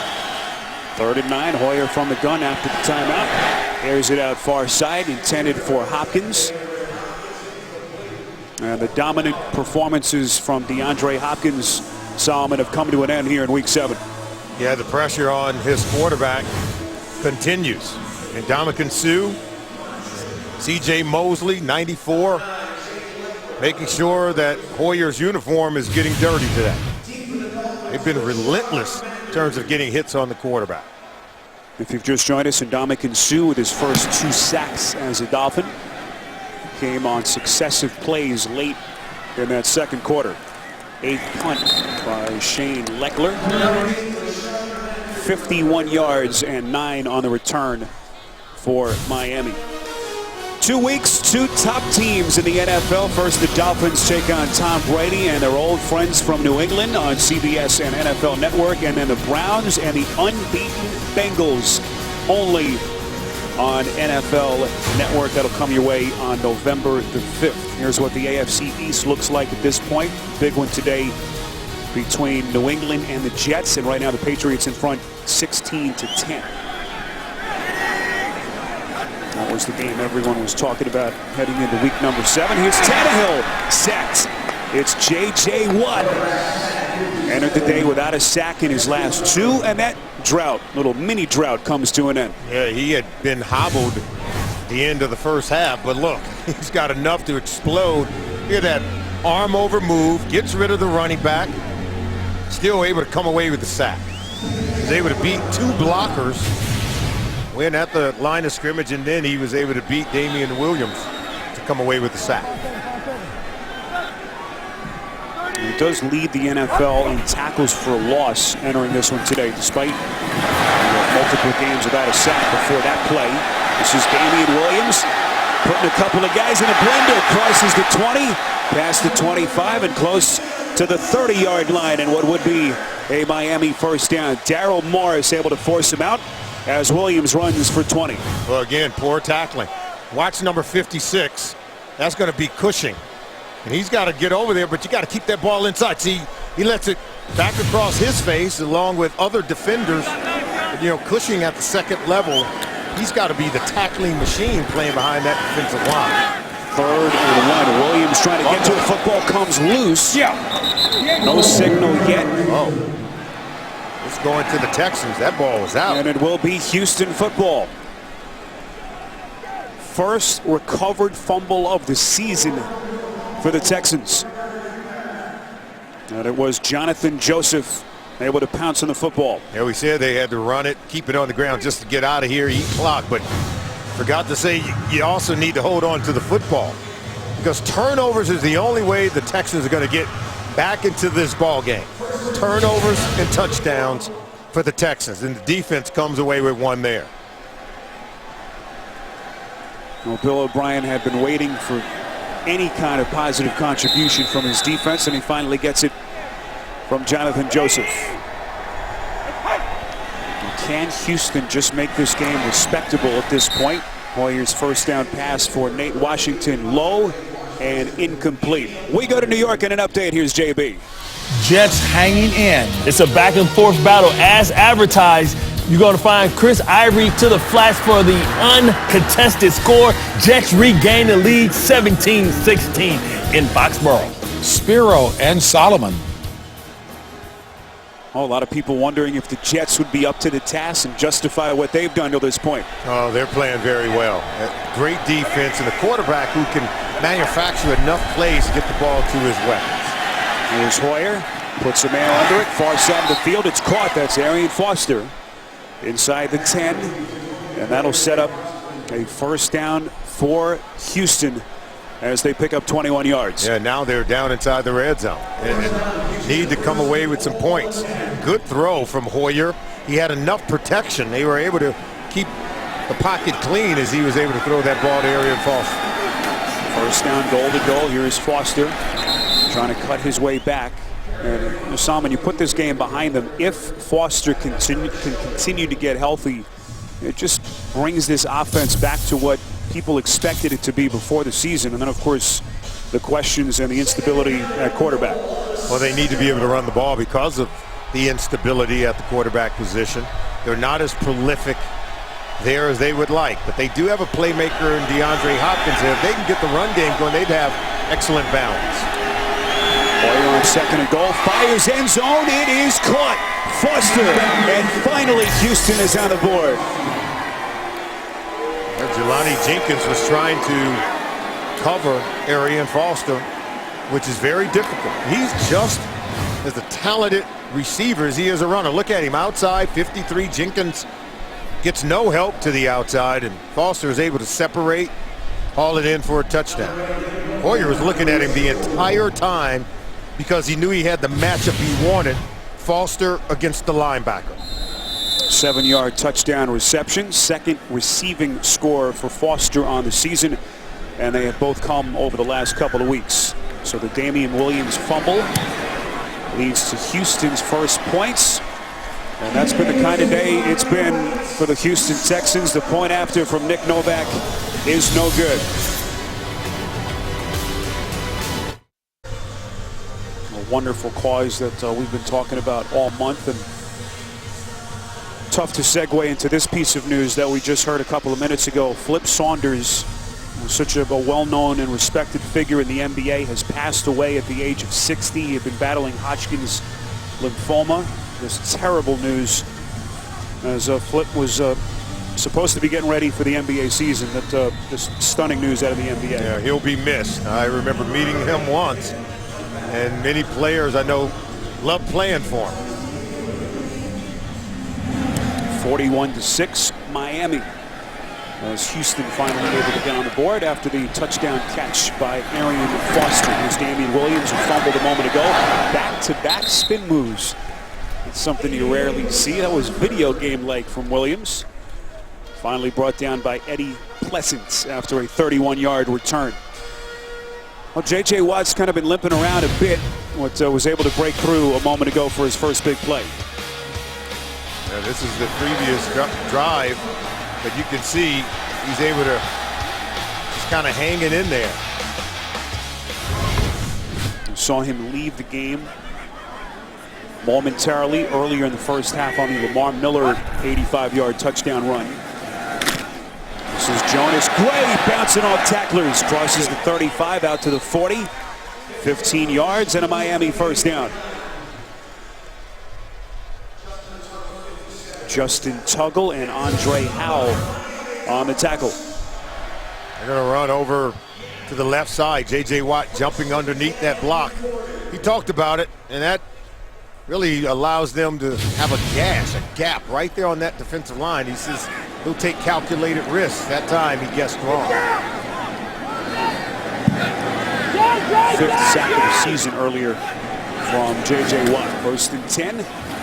Dolphins will keep it on the ground. This is Gray, promoted to Miami's active roster prior to their Week 3 game against the Bills. That wild roller coaster of a rookie season he had last year in New England. 200-yard performance Week 11, then was late to practice a couple of weeks later, and spent the rest of the season in Bill Belichick's doghouse. It's a learning experience, right? And hopefully he has learned his lesson, because he is a talented player, and I think he can help this Miami Dolphins football team. Even though Lamar Miller is the primary guy, I think Gray can add to their committee of running backs. See the play selection so far in half as they get to Tannehill again. It's Watt. Wow. He has turned it on. He just made the play on that tackle. Then watch him come around, starts at the top of your screen. He just keeps working. He outworks the offensive lineman to come away with the sack on Tannehill. J.J. Watt, relentless. What did he say? Every time he comes to the ballpark, there's some kid he knows is watching him for the first time. He wants that kid to leave with a memory of him playing well. Watt was pumped up full of medications last Sunday. Was under the weather. Says it was not his best performance, and you certainly expected him to respond today. But unfortunately for he and the Texans, it has come on a day in which they have been blown out. Penalty marker thrown behind the line of scrimmage. Holding, offense number 51. That penalty is declined. Fourth down. That's Mike Pouncey, among the best centers in the NFL. Well, if you're Bill O'Brien, you're seeing some positive play, at least from your defense, first couple of minutes of the third quarter. I think you want to see your player, especially on defense, you know, hit, hustle, run, and make sure tackles. Good things are going to happen. The ball will pop out on the fumble. You will get sacks on the quarterback and create turnovers.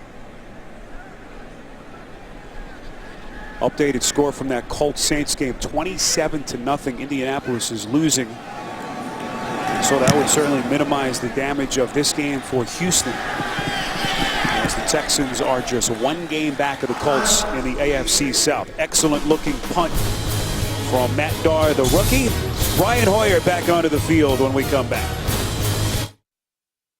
Well, if you brought your sunscreen and an umbrella, you were really thinking it through today. We've had some wild weather back and forth. We've seen the heavens open up, bright sunshine, as we play with under 6 to play now in this third quarter. Long throw to Nate Washington across the field. First down and a lot more.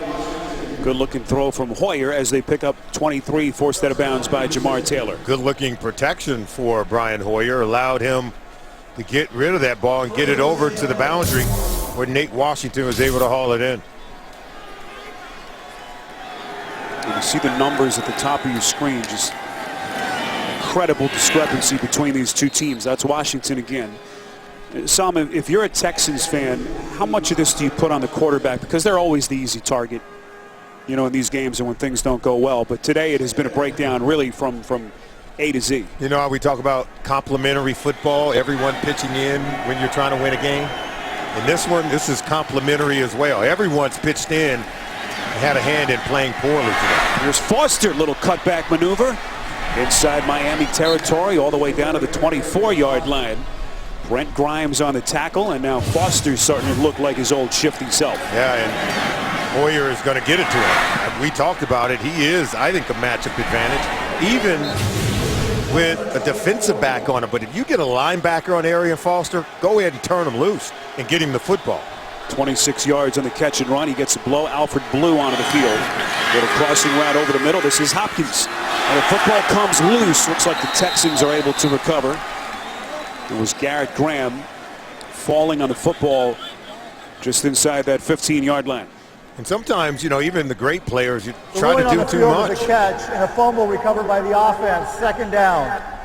Just trying to do too much on that one from DeAndre Hopkins. You're going to make a catch here. Now you just got to turn it up, get as much as you can. But you start jumping around, getting the ball away from your body. They poke it out. And you're lucky Graham was able to fall on it. The football was forced out by Jelani Jenkins, by the way. Here's Foster. Then breaking tackles, getting to the outside. Appeared as though Olivier Vernon had a chance at him in the backfield. 5-yard run and a first down from Foster. Yeah, he's able to get that first down. He's working hard. You can see he's getting that elusive ability back into his game. He's able to make some guys miss. Still has that burst to get to the edge, hit the corner. Now let's see if, looking like in an I formation, maybe they run it or go play action. The rookie offensive tackle Kendall Lamb has reported as eligible. He wears number 63. First and goal. This is Blue. Inches close to the 5 and brought down at the 6. How many teams in the National Football League now are lining up in an I formation with a true fullback like Jonathan Grimes and running the ball with great power? It's just rare. Well, the offensive game has changed over the years. This is Blue again. Picks up a half yard, maybe a yard. And we'll see what they elect to do here on 3rd and goal as Foster comes back in. Some of these elements are starting to come back. I believe this is the year of the running back. You look at the teams that are running the ball with really good ball carriers. When you can run it, you're going to play well. I think Cincinnati Bengals are one of those teams. They have 2 running backs that they use. And Marshawn Lynch, if he gets it going again for Seattle, you expect him to be back in it. Now let's see if Hoyer can get it into the end zone. Well, certainly 2-down territory for Houston as Ndamukong Suh comes across early. We'll see if he was drawn offsides. Again, our referee today is John Hussey. Neutral zone infraction. Defense number 93. After distance to the goal. 3rd down. Rare mistake today by Suh. Had his first 2 sacks with his new team in the first half. That time they went empty. No one was in the backfield with Hoyer. And now they're going to come out again. And they've got Arian Foster and DeAndre Hopkins to one side. So you can't double both of them.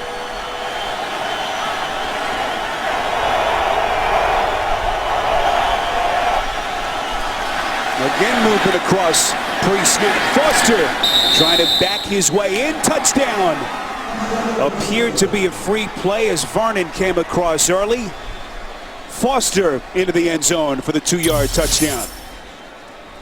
Smart play. They started Foster out. Offside. Defense. That penalty is declined. Touchdown. They motioned him back into the backfield, Spiro, and look, we call it just running to the bubble. Here you can see the offsides by Olivier Vernon. When we talk about running to the bubble, you're running behind or at that defensive lineman who doesn't have a linebacker behind him, knowing that you can get a seam there and get your way into the end zone. So Foster, who missed the first 3 games of the season with that devastating groin injury, has missed so much time over the last couple of seasons. Had a nice bounce back last year. Rushed for nearly 1,300 yards, starting to resemble his old self. Nick Novak's point after is good. You're watching the NFL on CBS. Some of the notable passing leaders around the NFL. Teddy Bridgewater at the top, and Lamar Miller, 85-yard touchdown run to punctuate his afternoon here against Houston. What a day for Lamar Miller. Came out like gangbusters. Now this is where it gets a little tricky for a team. You build up a huge lead like they were up 41-0 at halftime, and then the challenge for Dan Campbell is keeping his team mentally in the game. Houston playing for pride at this point. Who knows what was said in their locker room at halftime. But Dan Campbell is not a coach who will just kind of sit idly by and watch this lead slowly start to get cut into. Especially when you have been promoting amongst your team how to be competitive, regardless of what the scoreboard says. And whether you're down or whether you're up, I think you've got to still come out and continue to compete man on man, just how you prepared and practiced all week long. Tannehill fakes right, throws under duress. This is Damian Williams. Williams breaking a couple of tackles and brought down at the 27 by Clowney and Crick. We had a fun time sitting with Campbell yesterday at their facility. We asked him about this growing legend that he's basically nocturnal, that he doesn't sleep. So that he laid in his hotel bed in Tennessee last Saturday night before the game, called his wife, talked to her for about 45 minutes, fell asleep, woke up again at 3 a.m. and just some of the things he's been struggling with in what's been a whirlwind couple of weeks. Yeah, he said, you know, there's some of the things that, you know, about coaching that's got nothing to do with football, making decisions, you know, what we're going to eat, what time to leave on your flights, and all those other things. Tannehill, by the way, still has not thrown an incompletion. That's Deion Sims, who missed a number of games with a concussion. And Campbell, as we get an injured player, looks like Vince Wilfork is the injured Texan. Houston trainers quickly come on in the field. Wilfork, the South Florida native, grew up in Boynton Beach, about 40 miles from where we are here. And the good sign is Wilfork will walk off on his own power. Isn't he built like a nose tackle? I mean, it's got to get 2-3 guys to block him. The other guys should be hurt. Like, he fell on top of some guys, but it looked like Cushing came in and hit him as he was attempting to make a tackle or hit on the ball carrier. 11 years in a storied career with the Patriots, two-time Super Bowl champ, 5-time All-Pro, and a linchpin of 9 top 10 defenses in the NFL. This is Williams again. A little extra effort, gets the first down, crosses the 30. We'll see what the penalty call is here. With the clock stopped at 25 seconds. Holding. Offense, number 70. 10-yard penalty. Third down. That's Juwan James, their second-year tackle and former first-round pick out of Tennessee. Had a nice little play going there. They allowed J.J. Watt to come up the field unblocked. When do you ever see Watt going unblocked? Look at the top of the screen. Watch, he'll run right by us. See, turn him loose in the shovel pass underneath it. And if Williams drops that ball, it's just going to be an incompleted pass. That play is more of a forward pass, but again, they left J.J. Watt unblocked, and that time they, in a rare occasion, was able to fool him on the play. Dolphins will let the final 17 seconds come off the clock. So the Houston Texans down 41-0 at halftime. Actually scored the only points of that third quarter. Well, a lot more uphill road to hoe for Bill O'Brien and the Texans. End of the third quarter. We'll return to Miami after this message and a word from your local station. You're watching the NFL on CBS.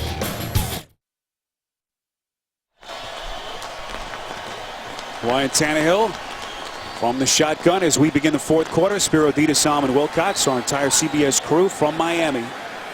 Dolphins led 41-0 at halftime if you've just joined us. 13 unanswered by the Texans till that point.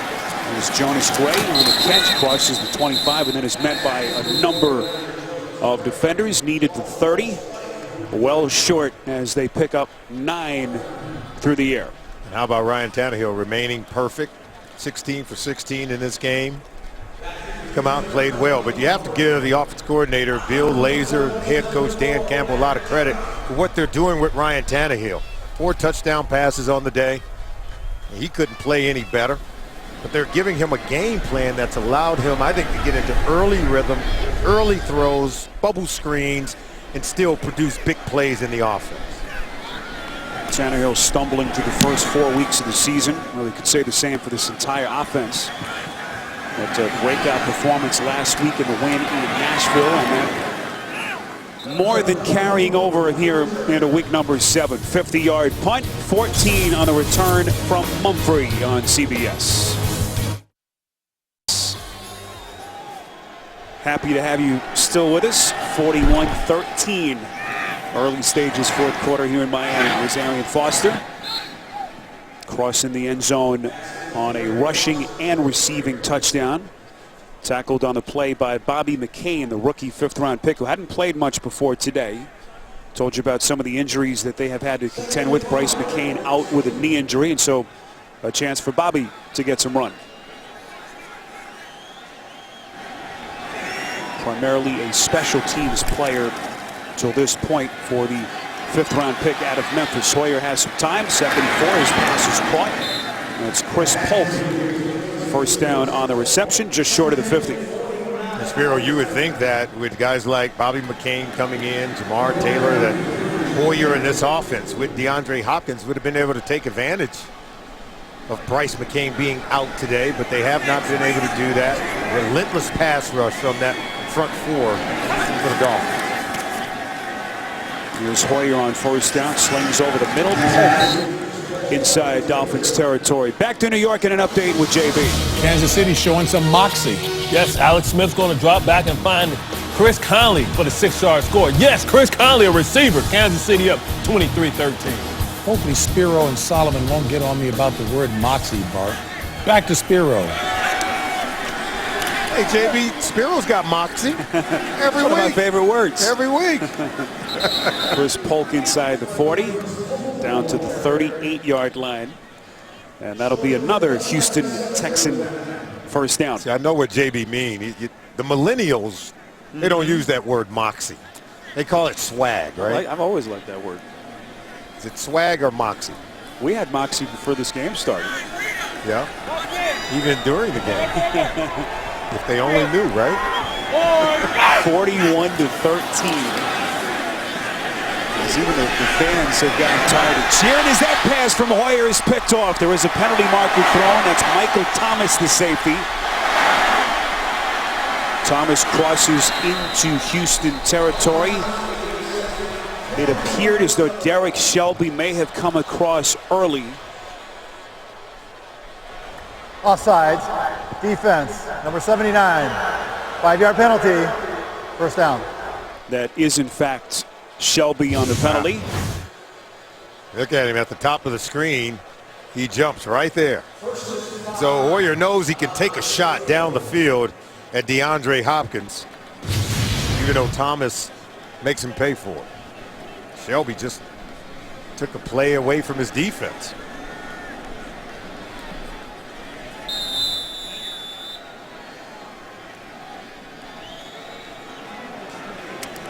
One injury update from the Houston side. Akeem Dent, one of their starting linebackers, has a hamstring injury. His return is questionable.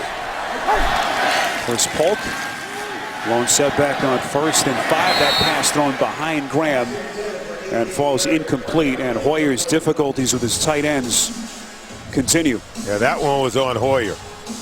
You know, he's got to put it out in front of Graham, you know. That one was behind Graham, and had Graham just tipped that one up, it would have been intercepted. Not a single catch in this game from any of Houston's tight ends, Fedorowicz and Graham. On 2nd down, that pass intended for Washington is incomplete. Hoyer now 16 of 38 for a $182. And highly inaccurate throwing the ball. That ball could have been intercepted. It was high and behind his intended receiver, Nate Washington. As you take a look at Ryan Mallett, sort of resting on the bench. Well, not the best 24-hour period in Ryan Mallett's Houston Texan career. Just a bystander. 3rd and 5. Hoyer fires near side. It is caught inside the 30. And that'll be enough for a first down. For those fans wondering why we haven't seen Ryan Mallett, we told you earlier he missed the team charter here yesterday. Paid his own way, flew commercially, got here last night, is active, but that only out of necessity, Solomon. No other healthy backup quarterbacks on the roster. Yeah, you have to wonder, had he been on the team playing the way Hoyer got off to a slow start on one of his first 10 pass attempts, had Mallett not come into the ball game. On 1st and 10, Hoyer's pass near side is caught. That's Washington. Stays in bounds, and he crosses the goal line. First touchdown reception for Nate Washington as a Houston Texan. 27 yards from Hoyer. Well, it's just a simple out route by Nate Washington. See, he's going to be here, and he'll come, and he's working against Jamar Taylor. But Taylor takes a poor angle. You got to go top side of that shoulder, not come underneath like that, because now you don't have a way to get to the ball or make the tackle if you miss. Just poor angle defensively by Jamar Taylor. Good play by Nate Washington. Taylor in his 3rd year out of Boise State, former 2nd-round pick here in 2013. Only his 4th career start with the injury to Bryce McCain. Novak's point after is good. So the Houston Texans, 20 unanswered points, 41-20 on CBS. Oh, some of the great images of the Miami Dolphins in this franchise, that perfect season. Only team to win a Super Bowl with a perfect season. 3rd season in the National Football League at that point. Only their 7th season in franchise history. And a year of football that they'll be talking about here till the end of time. 41-20, 20 unanswered points by the Houston Texans, who are down in this game at halftime, 41-0. Oh, never miss a moment of football action with the CBS Sports app. Every play and score, every game, and every highlight right as they happen. Download the CBS Sports app now at cbssports.com/mobile. There's Bill Lazor, the offense coordinator for the Miami Dolphins. You can see what they've done here in the second half. So when you had the punt in 3 of your 4 possessions in the second half, you say to yourself, okay, let's get something going. Let's get back on track. Tannehill goes play action, puts a man under it, and that pass is incomplete. If you've just joined us, as we get a late marker now in the backfield, as Tannehill took a hit, and Jadeveon Clowney. Roughing the passer, number 90 of the defense. Contact to the head and neck area. 15 yards, automatic first down. Learning moment for the 2nd-year Clowney. Led with the helmet to the quarterback. You have to learn. No, we can't do that in the National Football League. And this is what, his head coach Bill O'Brien talked about. He just needs more experience, needs to be on the field more. He's missed a lot of playing time with injuries during his first 2 seasons. Michael fractured knee surgery last December. Finally able to get himself healthy. Here's Jonas Gray. Crosses the 35 and forced out of bounds by Max Bullock. If you've just joined us, Ryan Tannehill in this game, 23 consecutive completions in a row. That dates back to last week. And that a new franchise record for Miami. Tannehill today, 16 of 16. That's what you call economical. Yeah, there's no doubt. And, he's come under criticism early in the season. So he needed a game like this to kind of validate that new contract awarded to him this offseason. Quick strike far side of the field. Tannehill finds Greg Jennings as we get more penalty markers thrown.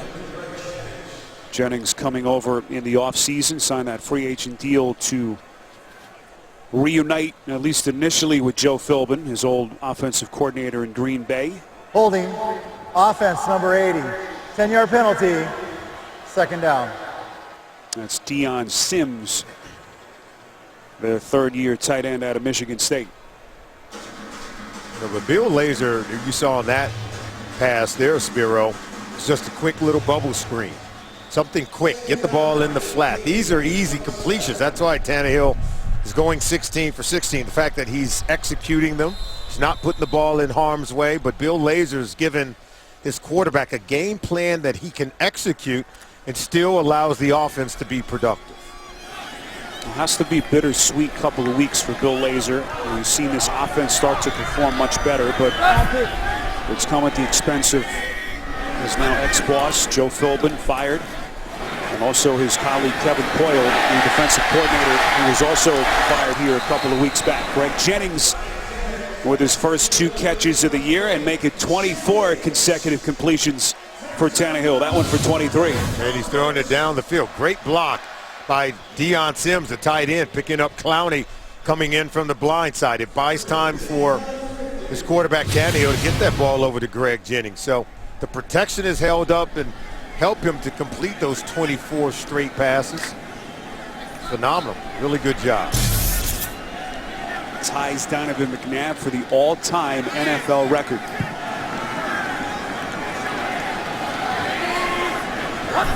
He has spread the wealth, as you just saw. 8 different players have caught it. That pass is caught. And a new NFL record. It's Jordan Cameron. 11 yards on the pass from Tannehill. And Jordan Cameron, you can see him right side of your screen. He had to work to get this one for Tannehill.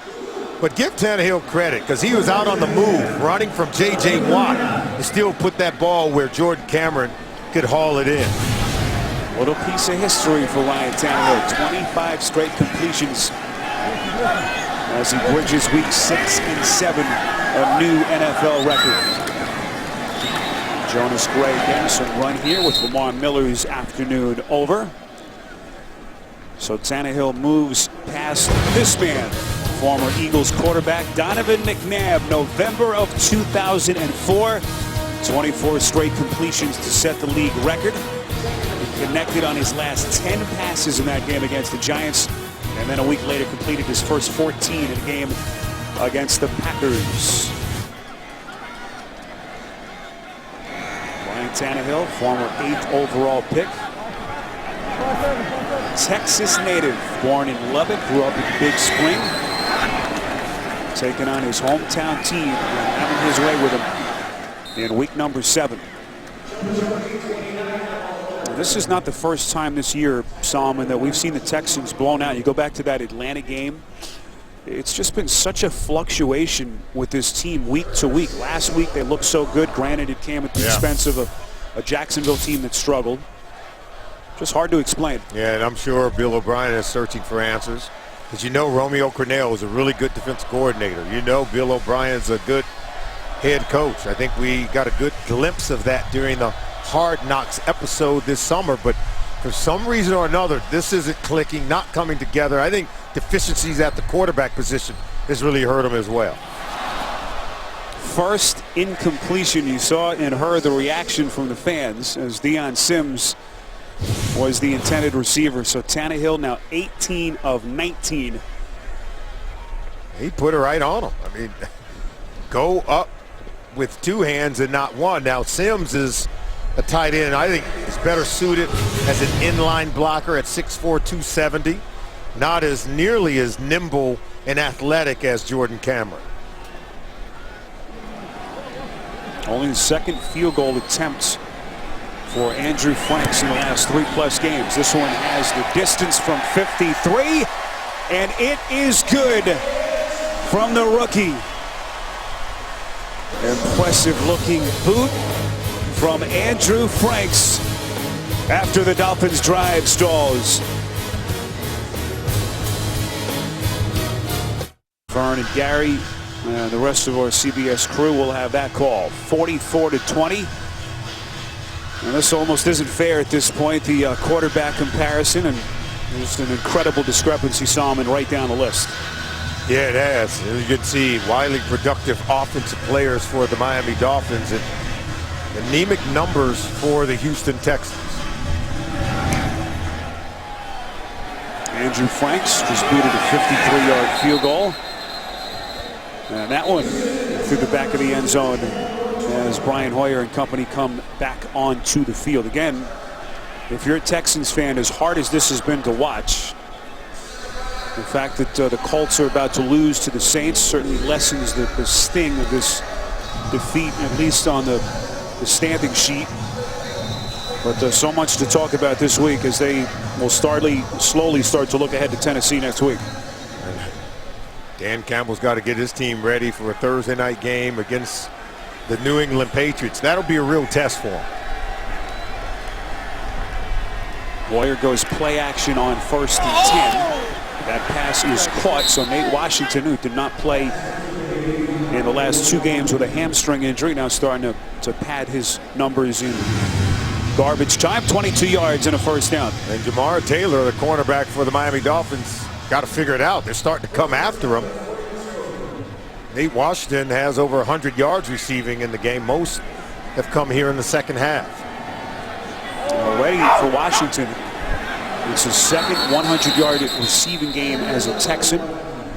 There's another penalty marker thrown. Washington had that stellar debut in the opener before going down with a hamstring injury. Neutral zone infraction. Defense number 91. 5-yard penalty. 1st down. That's Cameron Wake. You know, defensive players, they always talk about getting the lead, playing with a lead. Stop the run, get the lead, then we get to rush the quarterback. Well, they're anxious now to get sacks getting to the quarterback. 1st and 5 after the penalty. That one batted high in the air.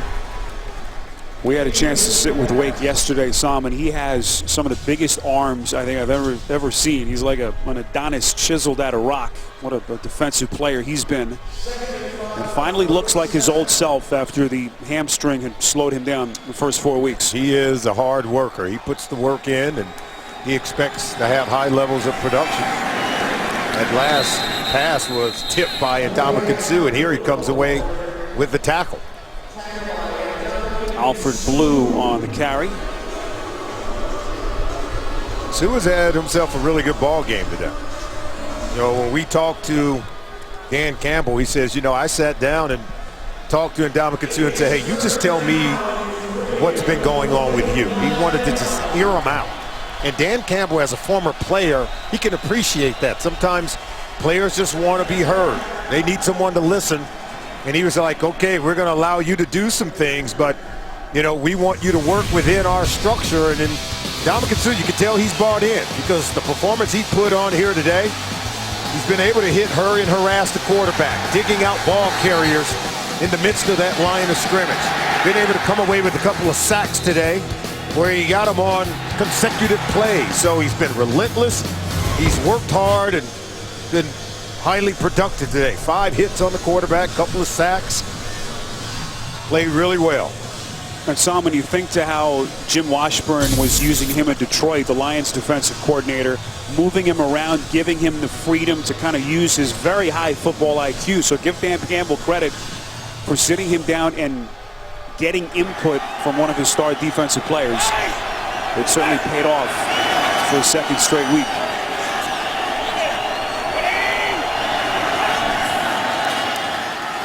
Hoyer from the shotgun. This is 3rd and 3. It's caught by Hopkins. Quiet day for Hopkins. Only his 5th catch. Tackled by Brent Grimes. To New York and JB. Patriots precision. Tom Brady drops back and finds Rob Gronkowski wide open for the 15-yard touchdown. It's Gronkowski's 60th touchdown of his career. New England up 30-20. Just textbook Spiro and Solomon. I still wonder, how does Gronk get that wide open? I don't know. I'm sure a lot of Jets fans in New York are asking that same question. You cover him coming out of the huddle. Simon, Brady's just a machine. At this point, it's unbelievable what he's done. You can count on your hand the amount of division losses in his career at home, as it looks like they're going to beat the Jets. Comes to play every single week.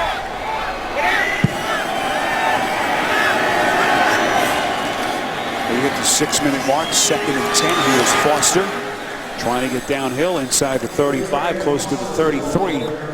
A run of 11 and a Texans 1st down. Just love the way that Arian Foster runs. So patient and just sort of glides. People just slide off of him. Very difficult to tackle his way. Play out. Penalty markers come in both sides of the field. Maybe a free play for Hoyer. Completes to Keith Mumphrey. And now the officials will give the penalty. Defense number 93. That penalty is declined. Result of the play, 1st down. So Mumphrey with his first catch, 16 yards and a 1st down. You see the entire defensive line, they're bringing all of them out. They're a little bit exhausted. Sort of a shift change for the defensive front. We spoke with Dominican Sue when we were here last month talking about the transition coming from Detroit here to South Florida. First time that he's played his home games in warm climates. As Houston keeps it on the ground inside the 15, that's Foster. Close to the 13-yard line. And it's always such a transition. You spend 5 years in your career in one city, you pick up your family, and it's been a transition, but after a rough start, looks like Sue's starting to play like his old self. There you play and change schemes as well, where they're asking you to do things maybe a little bit differently. That can, I think, take some time to adjust as well. Hoyer on 2nd and 5, looking end zone and incomplete. The other interesting thing about Sue is that, you talk to him, Sally, and you have a picture of him in your mind because of all the things that have happened. You see the ferociousness on the field. People have called him a dirty player in the past, but he comes across so differently in person. Such a thoughtful guy and such a bright guy as well. Very bright, very intelligent, very instinctive. And that's why the coaches said, yeah, we'll listen to him. He said now some of his suggestions were good ones, some of them weren't so good, but he's got to be able to accept that as well. And I think if you're Sue, you want to always maintain a presence where you're coachable, that you can work with coaches to play well. Hoyer on 3rd and 5, over the middle. That's Hopkins who takes a hard smack from Rashad Jones, as physical a safety as we have in the NFL. Now, he's a star player. There's no doubt. In my mind, I think he's one of those safeties that maybe we don't talk enough about him, but I think now playing behind this defensive front with the stars they have on this defense, Cam Wake and Dominican Sue, Brent Grimes, I think people are going to find out about Rashad Jones. I think he's on his way to a Pro Bowl. Already had another touchdown today after getting an interception. 1st and goal. Jones talked about them simplifying the defense and how that has helped, as we see another drop from a Houston receiver. That's Nate Washington. Looks like an injured Texan on the field. Oh boy, and that's Arian Foster. My goodness.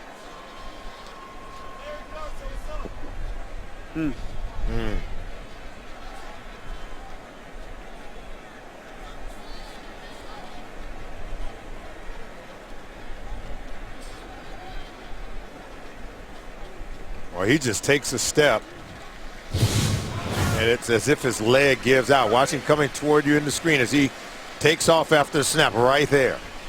Just gave out on him. And he appears to be in a lot of pain. There you see him in motion. Look right there, just gave out. Something popped.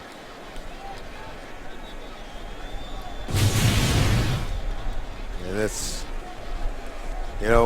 he's been one of the best players since 2009 when he had his first touchdown against the Miami Dolphins.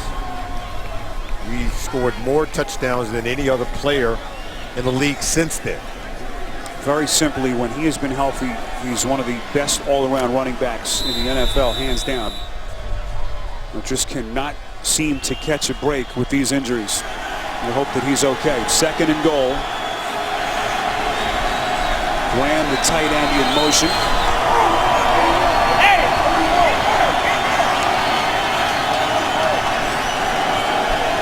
Chris Polk is the lone setback as he flanks Hoyer. Dolphins coming on a blitz. Hoyer throws end zone, caught. Nate Washington for the touchdown. 2nd receiving score for Washington, the 11th year vet, as he beats Bobby McCain. It's like they're making it look easy here in the second half as they're going to cart off Arian Foster. But it's going to be on the left side of your screen against Bobby McCain, 28. Nate Washington beats him for a touchdown. 3rd passing touchdown from Hoyer, and the 2nd to Nate Washington. And so the obvious concern as Foster is carted into the locker room. Hoyer's pass on the 2-point attempt is deflected by Derek Shelby. And you can just hope That injury to Foster's ankle not as serious as it looks.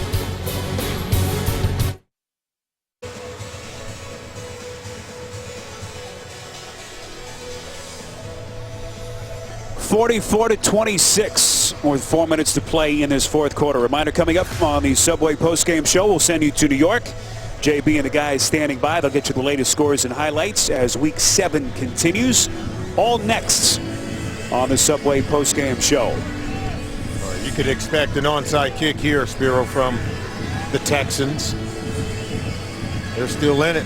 4 minutes to go. You can get the ball here, get yourself a quick score.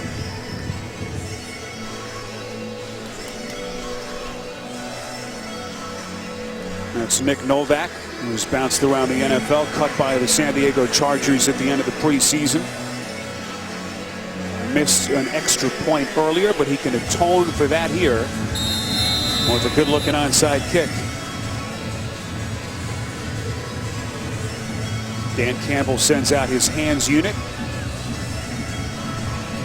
And here comes Novak. Little trickery on that little back foot onside kick. That's one you don't see very often.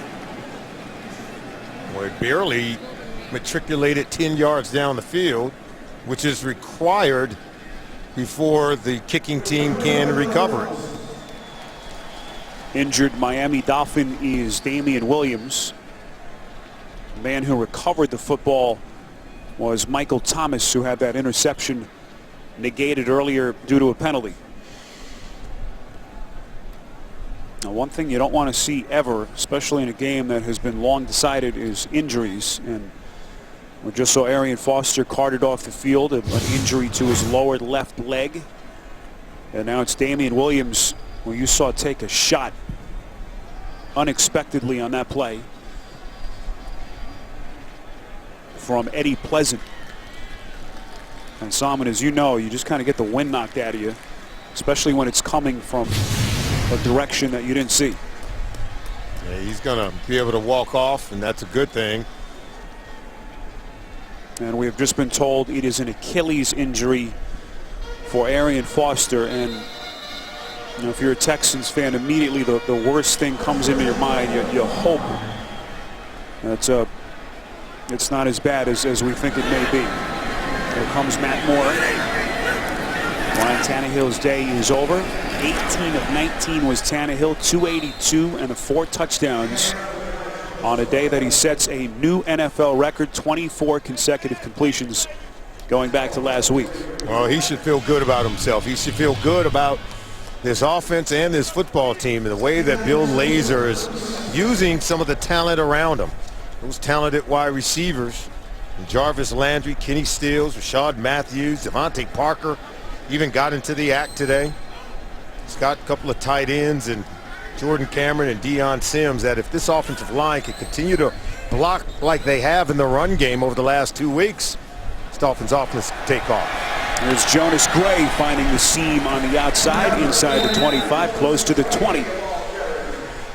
As the clock continues to run, nice play by Gray to stay in bounds, 16 yards and a Miami first down. Yeah, good move by Gray, but can't say enough about their ability to run the football, right? Miami Dolphins 254 yards rushing today. Tannehill 18 of 19. You want to keep those numbers going and complete a high percentage of your passes. You run the ball the way they did today, 254. Incredible.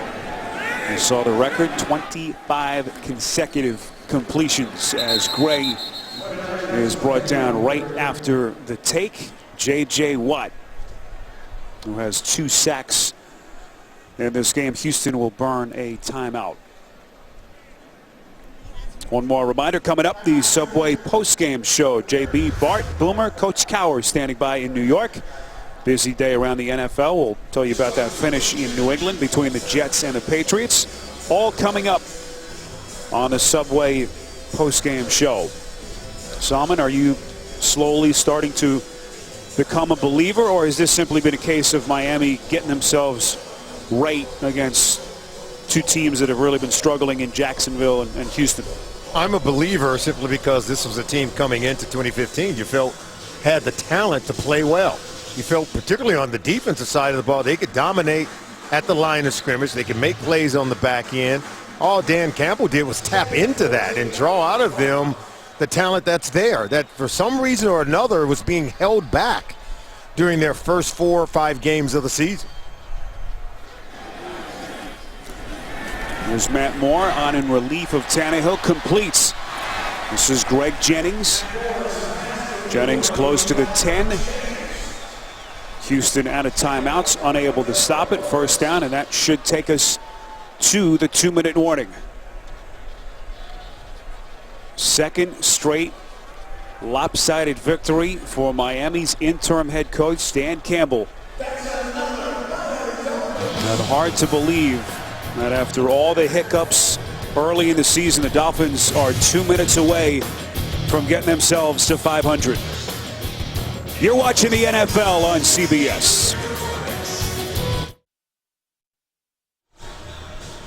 Updated look at the standings. New England has defeated the Jets, so they get to 6-0. Jets now at 4-2. Miami, as soon as this one ends, will get to 3-3. Buffalo a loser earlier today. That game was played in London against Jacksonville.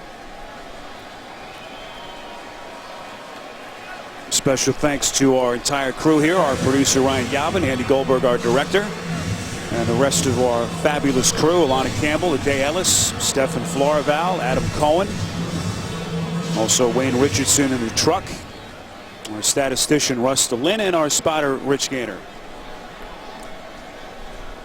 What a difference a couple of weeks make for the Miami Dolphins. Anyone who walked out of the stadium here after that Week 3 loss to the Buffalo Bills, certainly concerned, dejected from what they had seen from this team that had such high expectations before the season. And now Dan Campbell, 60-plus seconds away from getting his team now to 2-0 since he's taken over.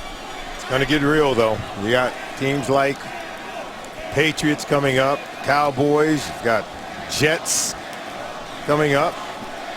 Maybe the toughest match and team to prepare for, Solomon, on a short week as they get ready for the Patriots Thursday night. That's right. You know Belichick will have his guys prepared, so Campbell knows he's got his work cut out for him, but they're going to enjoy the ride. In the meantime, for the Houston Texans, the obvious emotions from losing a game in this fashion, and then to make it worse, Arian Foster carted off the field with a left Achilles injury in the closing couple of minutes. Ryan Tannehill, 18 of 19, nearly perfect.